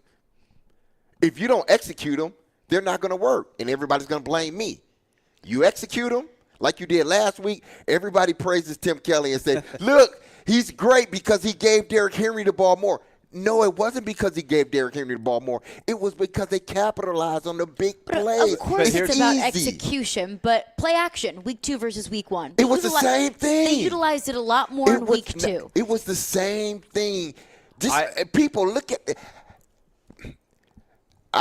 This is why I have a hard time. Sometimes I don't even. Sometimes me saying things, it's just like I'm not going to even say it no more because when you look at both games, each game there's 3 to 4 opportunities to make big plays. 3 or 4 of them every game. Some teams may have a lot more, Miami, but everybody's not Miami.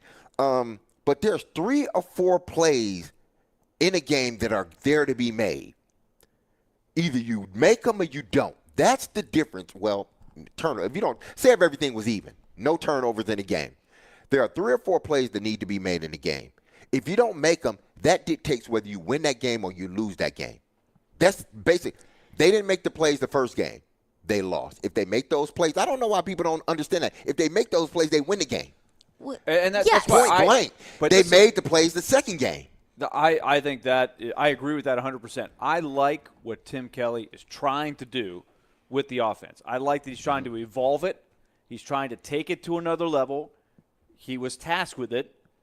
And the old standby of Derek, play action, it got him 17.5 points last year. They weren't good enough. He's trying to add a layer to it. It wasn't perfect in week 1, but I could see what he was trying to do. You could see what he was thinking. And I agree with you 100%. They had opportunities. If they had hit 1 or 2, I think the narrative would have been much different after the first one. Now, I'll say this. This is my disclaimer.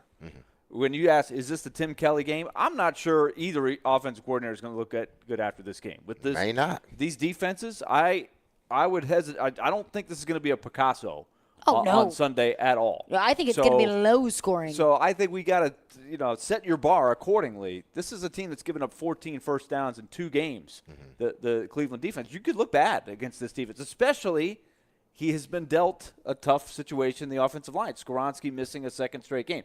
Now this week, at least they've had a week long really to prepare for not having Skoronski.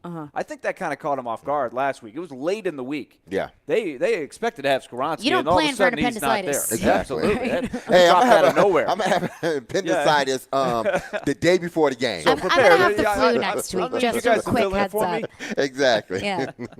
But it's the same thing with Pittsburgh last week. Pittsburgh, that was a closely contested game, even with those 2 turnovers. If Pittsburgh doesn't get that big play with Pickens, they don't win the game. They got 14 points off of turnovers. If Pickens doesn't make that big play and score a touchdown, they don't win that game. Yes, and you need to make those explosive plays because you can call the greatest game in the world, and if you have a bunch of just, whoever's out there and you can't execute it, then it doesn't matter if you're the greatest play caller in the history of all time. You need players to execute those plays. But when I say, is this the Tim Kelly game, I mean that I don't expect this offense to put up 600 yards. Like, I don't expect it to be pretty. I don't expect it to be, a Kansas City Chiefs, Los Angeles Chargers kind of game. But I mean can you just get points? Like, can you move the ball on this defense? What can Tim Kelly do creatively to move the football and get into the end zone? Because I think that's just going to be the key. Can you put up points? Can you get past this defense? Because really, a touchdown and a field goal could win it. Maybe. Who knows with these 2 defenses? But I think what you're saying, opportunistic, I think is a key word this week. Did you have a thought? No, we can get to coming up next? All right, then we'll get to that coming up next. 615-737-1025 is our phone number. Hey, normally our friend Eddie George joins us, who is presented by Calabria Pizza. Come try their pizza in Goodlettsville and Mount Juliet because life is just too short to eat bad pizza. And you can tune into 102.5 and 106.3 The Game tomorrow for Vanderbilt football. I will be there. I'm excited for it. The Commodores will kick off at 11 a.m. at home against Kentucky with pregame beginning at 9:30 a.m. You can hear all the coverage on the 102.5 The Game app and at thegamenashville.com. He breaks down every game. The players are still going to be fine. And knows the ins and outs of the two-tone blue. They deal with their own position coaches. He is ESPN NFL Nation Titans reporter Teron Davenport. It's clear what he's doing. TD joins every Monday at 1, Thursdays at 3, Friday mornings at 8, and anytime on the Talkin' with TD podcast. I think that's really cool how he could show both sides. TD is on 102.5 and 106.3 The Game and the Game Nashville app. Hey, it's John Tesh. You know why insurance companies use all those cute and funny characters? To distract you from realizing you're only getting one option. If you want to compare prices, you're forced to visit multiple websites just to get one quote at a time. But not with Xander Insurance because they work for you. Xander is a broker that shops dozens of top companies to find the best competitive rates for the coverage you need, and they keep reviewing your policy every year to make sure you're getting the best value. They're always available to answer questions, handle problems, and make sure that when it comes to insurance, your life is simple and hassle-free. You even have direct access to their senior management team. If your current company or agent doesn't do this much for you, let Xander Insurance help. Compare rates online at Xander.com or call 800-356-1780 for that personal touch. When Xander works for you, you're going to see the difference. Again, that's 800-356-1780, or you can visit Xander.com with no characters needed. When getting the job done right is job one, you need construction equipment that's built right. From compact track loaders to the world's #1 selling compact excavator, the Kubota construction lineup features durable Kubota engines, more comfort, and the versatility to do it all and do it right. Visit your local Kubota dealer today. Go to KubotaUSA.com for full disclaimer.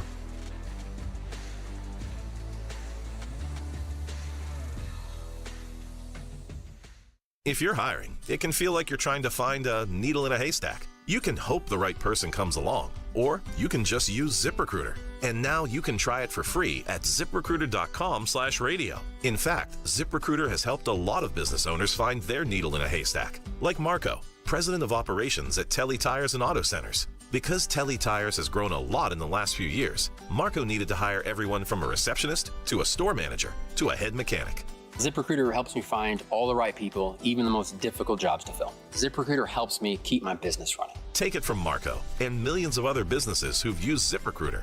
ZipRecruiter can help you find the needle in the haystack. See why 4 out of 5 employers who post a job on ZipRecruiter get a quality candidate within the first day. And right now, you can try ZipRecruiter for free. That's right, free at ZipRecruiter.com/radio. That's ZipRecruiter.com/RADIO. ZipRecruiter.com/radio. ZipRecruiter, the smartest way to hire. The Game text line is driven by Wilson County Hyundai. Online at wilsoncountyhyundai.com. Be a part of the conversation. Call or text the Game at 615-737-1025. 94.9 The Fan is your home for Hit City. Tonight, your Nashville Sounds continue their 6-game series at First Horizon Park against Jacksonville. Gloves, grabs, guns, gets them, and the Sounds win again. Pre-game at 6:20. Nashville Sounds baseball on 94.9 The Fan and the Fan app. Hey, Nashville, this is Dan Lebitard. You're listening to Nashville's best sports talk, ESPN 102.5 The Game.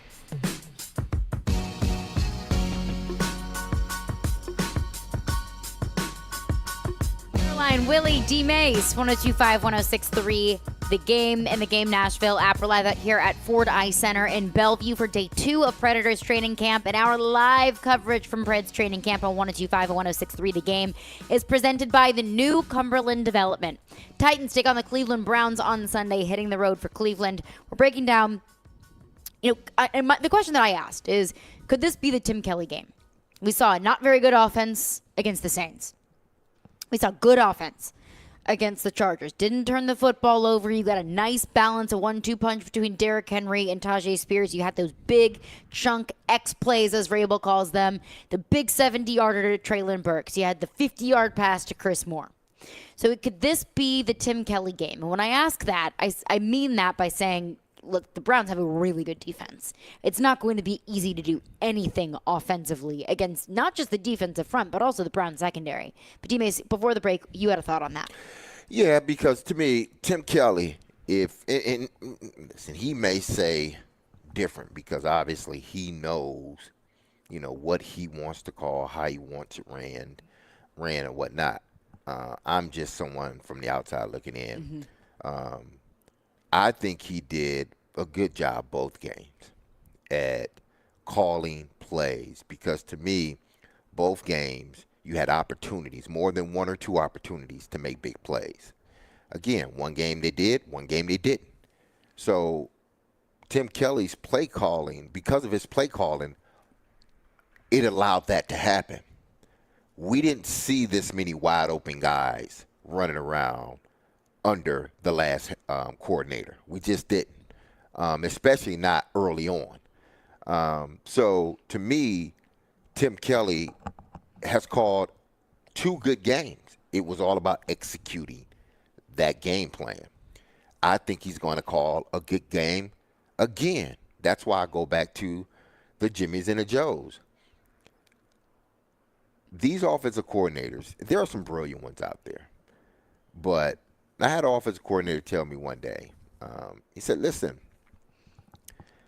I can draw up the plays. The plays are there to be drawn up. Mm-hmm. It's all about executing the plays. If we execute the plays, I look brilliant. If we don't execute the plays, they're going to want to replace me. Yeah, like how many offensive coordinators and head coaches have we seen get either promotions or better jobs because they just had good players? Exactly. So That's basically – now, listen, I can put together – if I'm an offensive coordinator worth any salt, I can put together a good game plan for that upcoming week. And the Titans, they have that with the coaches that they have in that building. It's about now that we have the game plan together, one, how do I call it and how do you execute it? Those are the two things that we need to worry about. How and when I call these plays and how you execute them. Yeah. Because I can call a perfect play for that defense. If you don't hit that back coming out the backfield on the wheel route, it's not my fault. You just didn't execute. The overthrow to Chig was one example of that. The flea flicker, I thought that was a fantastic right call, play call. Right time. That wasn't executed. You just didn't execute it. We call it a long foul ball in football. Yeah, it's open. Same thing with Spears. Exactly. A little bit later in the game. Same exact thing. So to me, it boils down to the Jimmies and the Joes. I think the Titans got enough Jimmies and Joes. Man, they may have all Jimmies. They don't have the Joes too, but they got enough Jimmies that Mike, Tim Kelly, if he calls how he's been calling the previous two games, they'll be all right offensively. And look, it's not a loaded offense, especially with the offensive line. So they're going to have to overachieve a little bit. Exactly. There's not – I don't know that they have a guy that could take a bad play, like a Barry Sanders. Like, oh, man, this is a disaster. But he makes an unbelievable individual effort, and he runs for 50 yards. I don't know that that's going to happen very often with this group. But I would add one other thing. You tell me if you agree with this, but this is just my – understanding of sports, but like, does everybody understand what they want to do? Like this is where identity comes in a lot. Like, what do they want to do? Does everybody understand what we're trying to do on these plays? And you're right. A buy-in from everybody. I think that's important too. Like, do we believe in this offense? That's where a coordinator, I think, can make some hay too, right? If people are coming to the office every day going, man, our offense, man, it's been shaky. I don't know, man. It hasn't gone very well the last couple weeks. What are we going to do? Can we really do anything against this defense? If you're coming in with that attitude, that offensive coordinator is in trouble. I do think that happened with Downing. Yeah. So I don't know if there was a true buy-in belief after a while. Yeah. So you got to instill some confidence in your guys that say, where a guy says, okay, maybe my number's not called that much this week, but next week I'm going to get my catches. Like, over the time, I'm going to get it because I believe in this offense. That's what you're looking for. We've seen it preached time and time again. We've seen it, we've heard it from Vrabel. Just do your job. Just do your job, because doing your job, if you know the whole concept and why we're running this play, then you understand that I got to do my job. If I do my job and understand that, like – this past week, Monday night I think it was Monday night when no, it wasn't Monday night. Sunday night when Cleveland played Pittsburgh. If that guy on the first play of the game, if that guy goes outside release and runs a 9 route, that ball gets tipped and it goes on the ground. Instead of you stopping at 5, the ball gets tipped now, and the defensive back is just sitting there waiting on the ball. He didn't know that the ball was going to be tipped, but because you ran the wrong route, because you didn't understand the concept of the play, you didn't know why you were doing your job and why your job was so important to take an outside release and go. Now he's just standing there, and it's a freebie for him. And you could completely change the outcome of the game with that one throw, that one play. Absolutely. So you're right, Willie. It's about, why do we run this play? Yes, you know what to do, but do you know why we run it? Why we're asking you if it's cover 2 or 2-man to take an outside release. Because if you don't take an outside release, I'm running that quick out. Now the defensive back has eyes on both of us. And if that pass is tipped or anything else, now he's in a perfect position to get a turnover. I think almost as important as what they're going to do is what they shouldn't do. And that's overcompensate. Because I think we can all sit here and say that this Titans offense is not better than the Cleveland defense. Like, the Cleveland defense is legit. Titans offense is shaky. You don't need to overcompensate. Don't get cute with it. I think so many times last year what made me frustrated with Todd Downing was when everyone was calling for creativity. And then Todd Downing would come out with, do another shotgun play with Derrick Henry, or, the Malik Willis gadget play is like, no. Don't get cute. That's not what we mean by creative. We don't need to get creative like that. Don't get cute. We want creative stuff that works. We want. I love that is an easy second guess by a fan, though. We want creativity. Here's a razzle-dazzle play fumble. Wait a minute. That's not what I meant. That was too creative. But there's a difference between razzle-dazzle and stupid. And that was stupid. And creativity meaning, hey, maybe you have 2 running backs on the field at the same time. I don't know. Crazy idea. But I'm seeing some of that. I'm seeing Sharp. I'm seeing Spears and Sharp isn't on the field. Yeah. Spears and Henry on the field at the same time. I like that. And I do like that. And that's what I like in the creativity and the differences in this offense is you don't need to go for it on 4th and 17 at your own 15. We don't need to be doing that. We don't need, and that's an exaggerated example. Yeah, if you go for it at 4th 17 at your own 15, we need to check. Right. That's Woody ball. Unless it's like you got to score and you got to do it. But that's the Lane Kiffin mentality. But obviously a very exaggerated example, but don't get cute with it. Don't feel like you need to all of a sudden, go outside of the realm of your identity because you're going up against this defensive front. You play to your identity. And if at the end of the day that's not good enough, then that's not good enough. Just identify your playmakers, put them in a good position to make plays, and then it's up to them. And I think Tim Kelly the last 2 weeks has done just that. He's identified his playmakers, and he put them in positions to make plays. One game they didn't make the play. One game they did. That's the difference between being 2-0 and 1-1. 615-737-1025 is our phone number. Let's take it to the bank coming up next.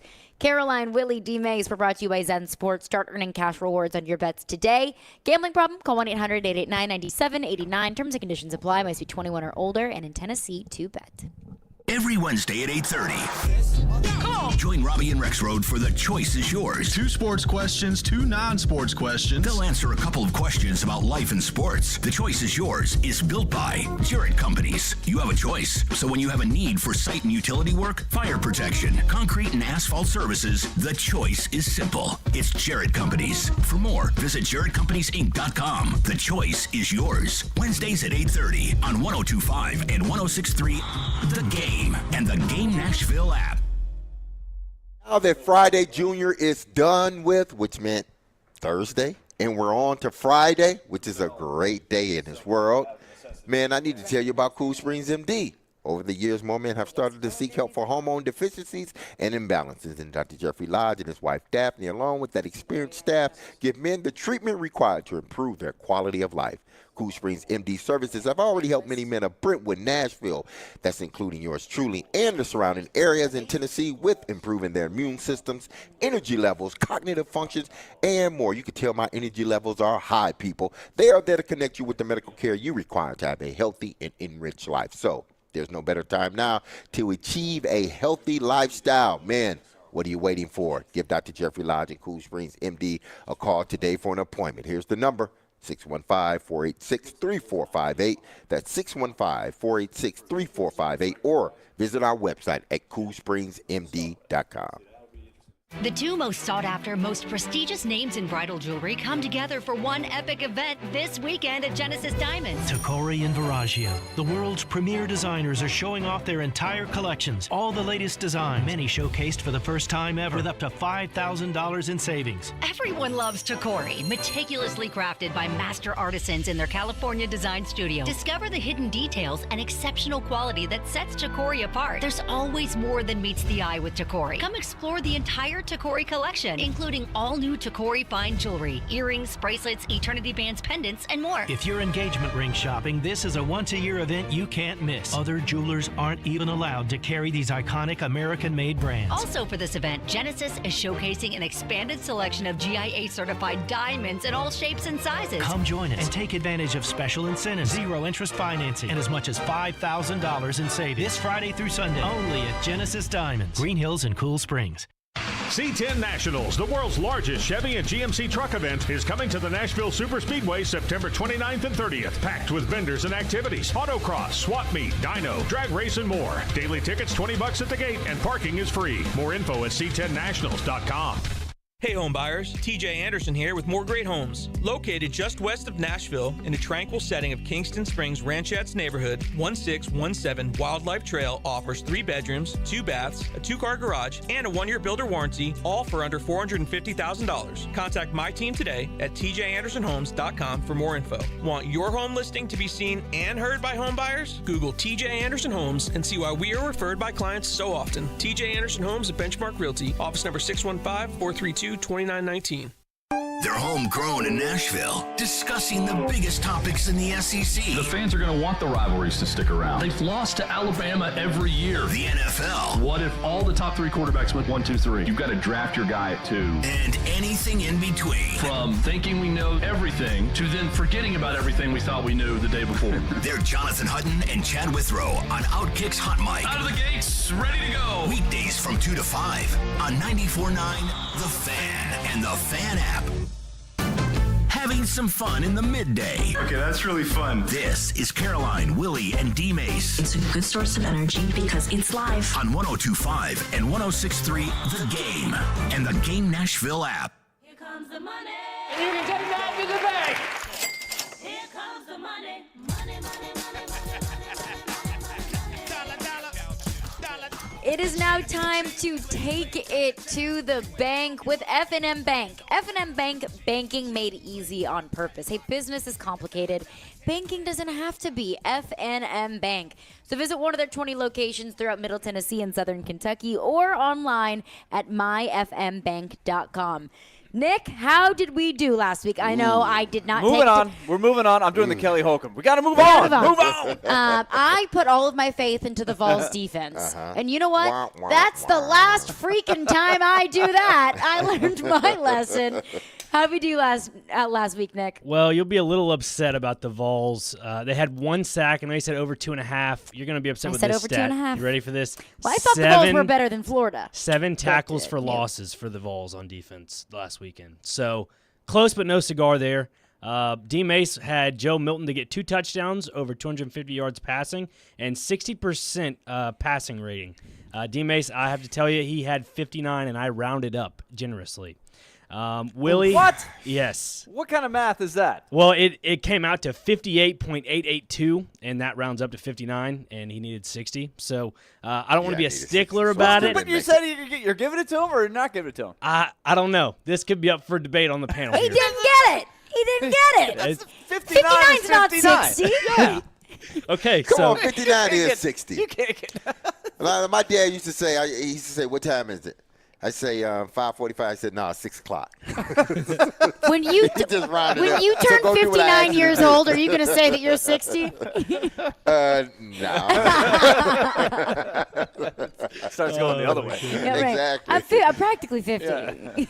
So the rest of it, Willy What else we got, had Nick? Derrick Henry 100 yards from scrimmage this past Sunday. I believe that did happen. And how many do you have? He had 86 rushing, and the passing, I believe he had, 15, correct? 12? Somewhere around that number?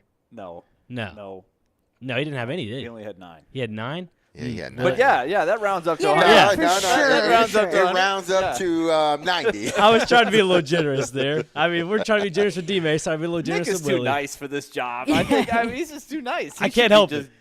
I just can't help it. I would love to have you as a teacher. Hey, trust me. Those teachers, man, my mom cut hair for a living, so I never got to, get around that easy with these teachers around. As for me, 300 yards passing for Will Rogers, 3 touchdowns, and Mississippi State to win. Yeah, that was far from hitting. That was terrible. You would have been right if you said that about Jaden Daniels and LSU. That is correct. So that counts for something. That is correct. It did happen to one quarterback. It did. Just to the wrong Just to the wrong one.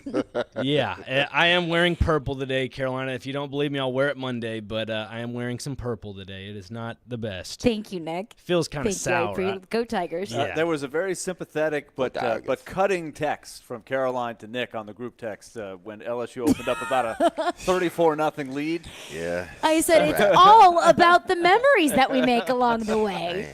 Yeah, I was like, Caroline's digging the knife in a little bit deeper there. As I was sadly all right, eating some Taco Bell and Chipotle, all the above. Let's see here. Caroline, since you did as bad as me, and ladies always go first, go ahead. Thank you. All right, I've been doing some college picks, so I'm going to switch to the NFL, and I will stick with the Titans. I think that the Browns get at least 3 sacks, but Titans for the win. Okay. I think 3 sacks is. Am I lowballing? Well, it all depends on how you design your offense. If you get the ball out quick, you could have a lot of pressure and only have 3 sacks. So I think it's always tough. So 3, that's good. That's a good number. 3 and a Titans win. Okay. Okay. I'm gonna go college. I'm gonna go college here. I'm going to say that Jaden Milroe will have a bounce back game, even though he didn't play last game. I know he didn't, but he has a bounce back game. He has a total of 3 touchdowns. Ooh. Passing or running? Just a total of 3 touchdowns. Okay. It could be 2 passing, 1 running, 2 running, 1 pass. He will have a total of 3 touchdowns, and Alabama will win by more than 7 points. I like that. I'm picking Alabama by 10. Alabama wins by more than 7 points. So 3 touchdowns, any kind touchdowns, and they win by more than 7 points. Okay. I'm going to say Tajay Spears over 10.5 touches. Okay. Over 10.5 touches. I think he's going to get the ball even more this week. He's going to be a big factor this week. And I will also say either Burks or Chig will have a touchdown. Give me Burks and Chig combined. One of them will have a touchdown. Can I throw another one in there? Heck yeah. Sure. Why not? I say we're making up these rules as we go along. We're rounding up numbers. What are we doing? Like, our commissioner doesn't care. He's going to give you credit no matter what. Hey, aren't you supposed to give him Willy. You're supposed to be giving him tips, commish. Willie, the other commissioner, now he runs a tight I'm trying to run a tight ship. ship. I got to teach Nick. There is no bend in the rules in silly underdog. Trying to picks. learn We have things. no rules in this game. I say D-Hop gets his first touchdown. Ooh, D-Hop. He gets his first touchdown. D-Hop will get the first touchdown. See, I went down his in first flames. touchdown. Yeah, not the first touchdown. His first touchdown. I went down in as a flames Titan. with that one in week 1. Yeah, so you I did got big the time. scars to show for it. Yeah. He did have a lot of catches, though. 13 passes thrown to him. Had a lot of targets. He had a lot of targets, yes. All right, Nick, what are you taking to the bank this week? I am going with Coach Prime and the Colorado Buffaloes this weekend. I'm taking them to win. I'm going with Shedeur Sanders. To win? To win, yes, to win. This is a game. Must be the money. It's kind of, I want to say it's a little bit of a trap game. I know everybody's going to be thinking, all the money's on Colorado to win. They're at home. Oh, no, away. Next week they're at home. Like, if they were to split either this week, like lose this week and win next week against USC because they're at home, like, I still think the rest of their season, there's a lot of up and up. I think they could have a one-loss season and possibly still make some sort of college football playoff run. I really have that much faith in the Colorado Buffaloes. Playoff run. Whoa, Yes. whoa. I know. Whoa, Nick. I'm really Wowza. I'm drinking He the believes. Colorado He juice. believes. Yeah. He's put a little extra buffalo sauce on this thing. I did. Did It's a little Prime bit of a send you a letter or spicy something, pick. man? Yeah. But yeah, I'm going to go Buffaloes to win on the road against Oregon, and Shedeur Sanders 3 total touchdowns. I really do think he's going to run one in about 10, 15 yards out to the right side of the end zone. I'm just putting that out there. And then 2 passing touchdowns, 1 in each half, I believe. Yeah. I'm going to go out there. Man, you're being You gotta detailed. You got to send the video out if he Did runs you have a one to the dream right about side. all this? I mean, that this was going to happen? I need to know. Hey, Derek, I have a story for another time. And he's got the vision. Yeah. I have a story for another time. Nick, I will hedge your bet. You will. All right. I will hedge your bet. Give me Bo Nix 3 touchdowns, 1 interception. Because there's one thing about Bo Nix. He's going to throw some picks. Yeah. But he is going to throw some touchdown passes. So we will. This is rivalry week 2 between myself and Nick Frazier after There we Mississippi go. State and LSU last weekend. Quickly, Titans predictions for Sunday against the Browns. Oh, man. I think it's going to be a closely contested game. I don't see how man, Browns, I don't know how they win this game unless Deshaun Watson has one of his Houston games. I picked the Titans winning this 17-13. I did this. I don't know if we actually officially made picks in week one, but I said I love the points in week one. This is the third straight week that the Titans are an underdog, around the same amount of points each time. 3.5. I love Mike Vrabel as getting points. I think this is going to be a field goal game. So I'll take the Titans and the points, but I think this is one where, once again, I'm going to rely on the Mike Vrabel teams knowing how to win the close games. I see a Cleveland team that's still discombobulated a little bit, and I think that works to the Titans' advantage. So I think Titans 16-13 is what I would say. I was going to take the Titans 17-10. I think that one score, whether it's a touchdown, field goal, whatever it is, will come off of a turnover. But look at us, a bunch of Titans Bobos. There we Picking go. the two-toe blue on Sunday. Game. We will have a full game recap on Monday at 11 a.m. Stillman and Company is up next. Be love and love on your people. Have a wonderful weekend. Peace. ElectronicExpress.com. We make it happen. Hey, this is the Fat Jack. We're in the middle of September. How is your gambling going? It is time to make some money, and I have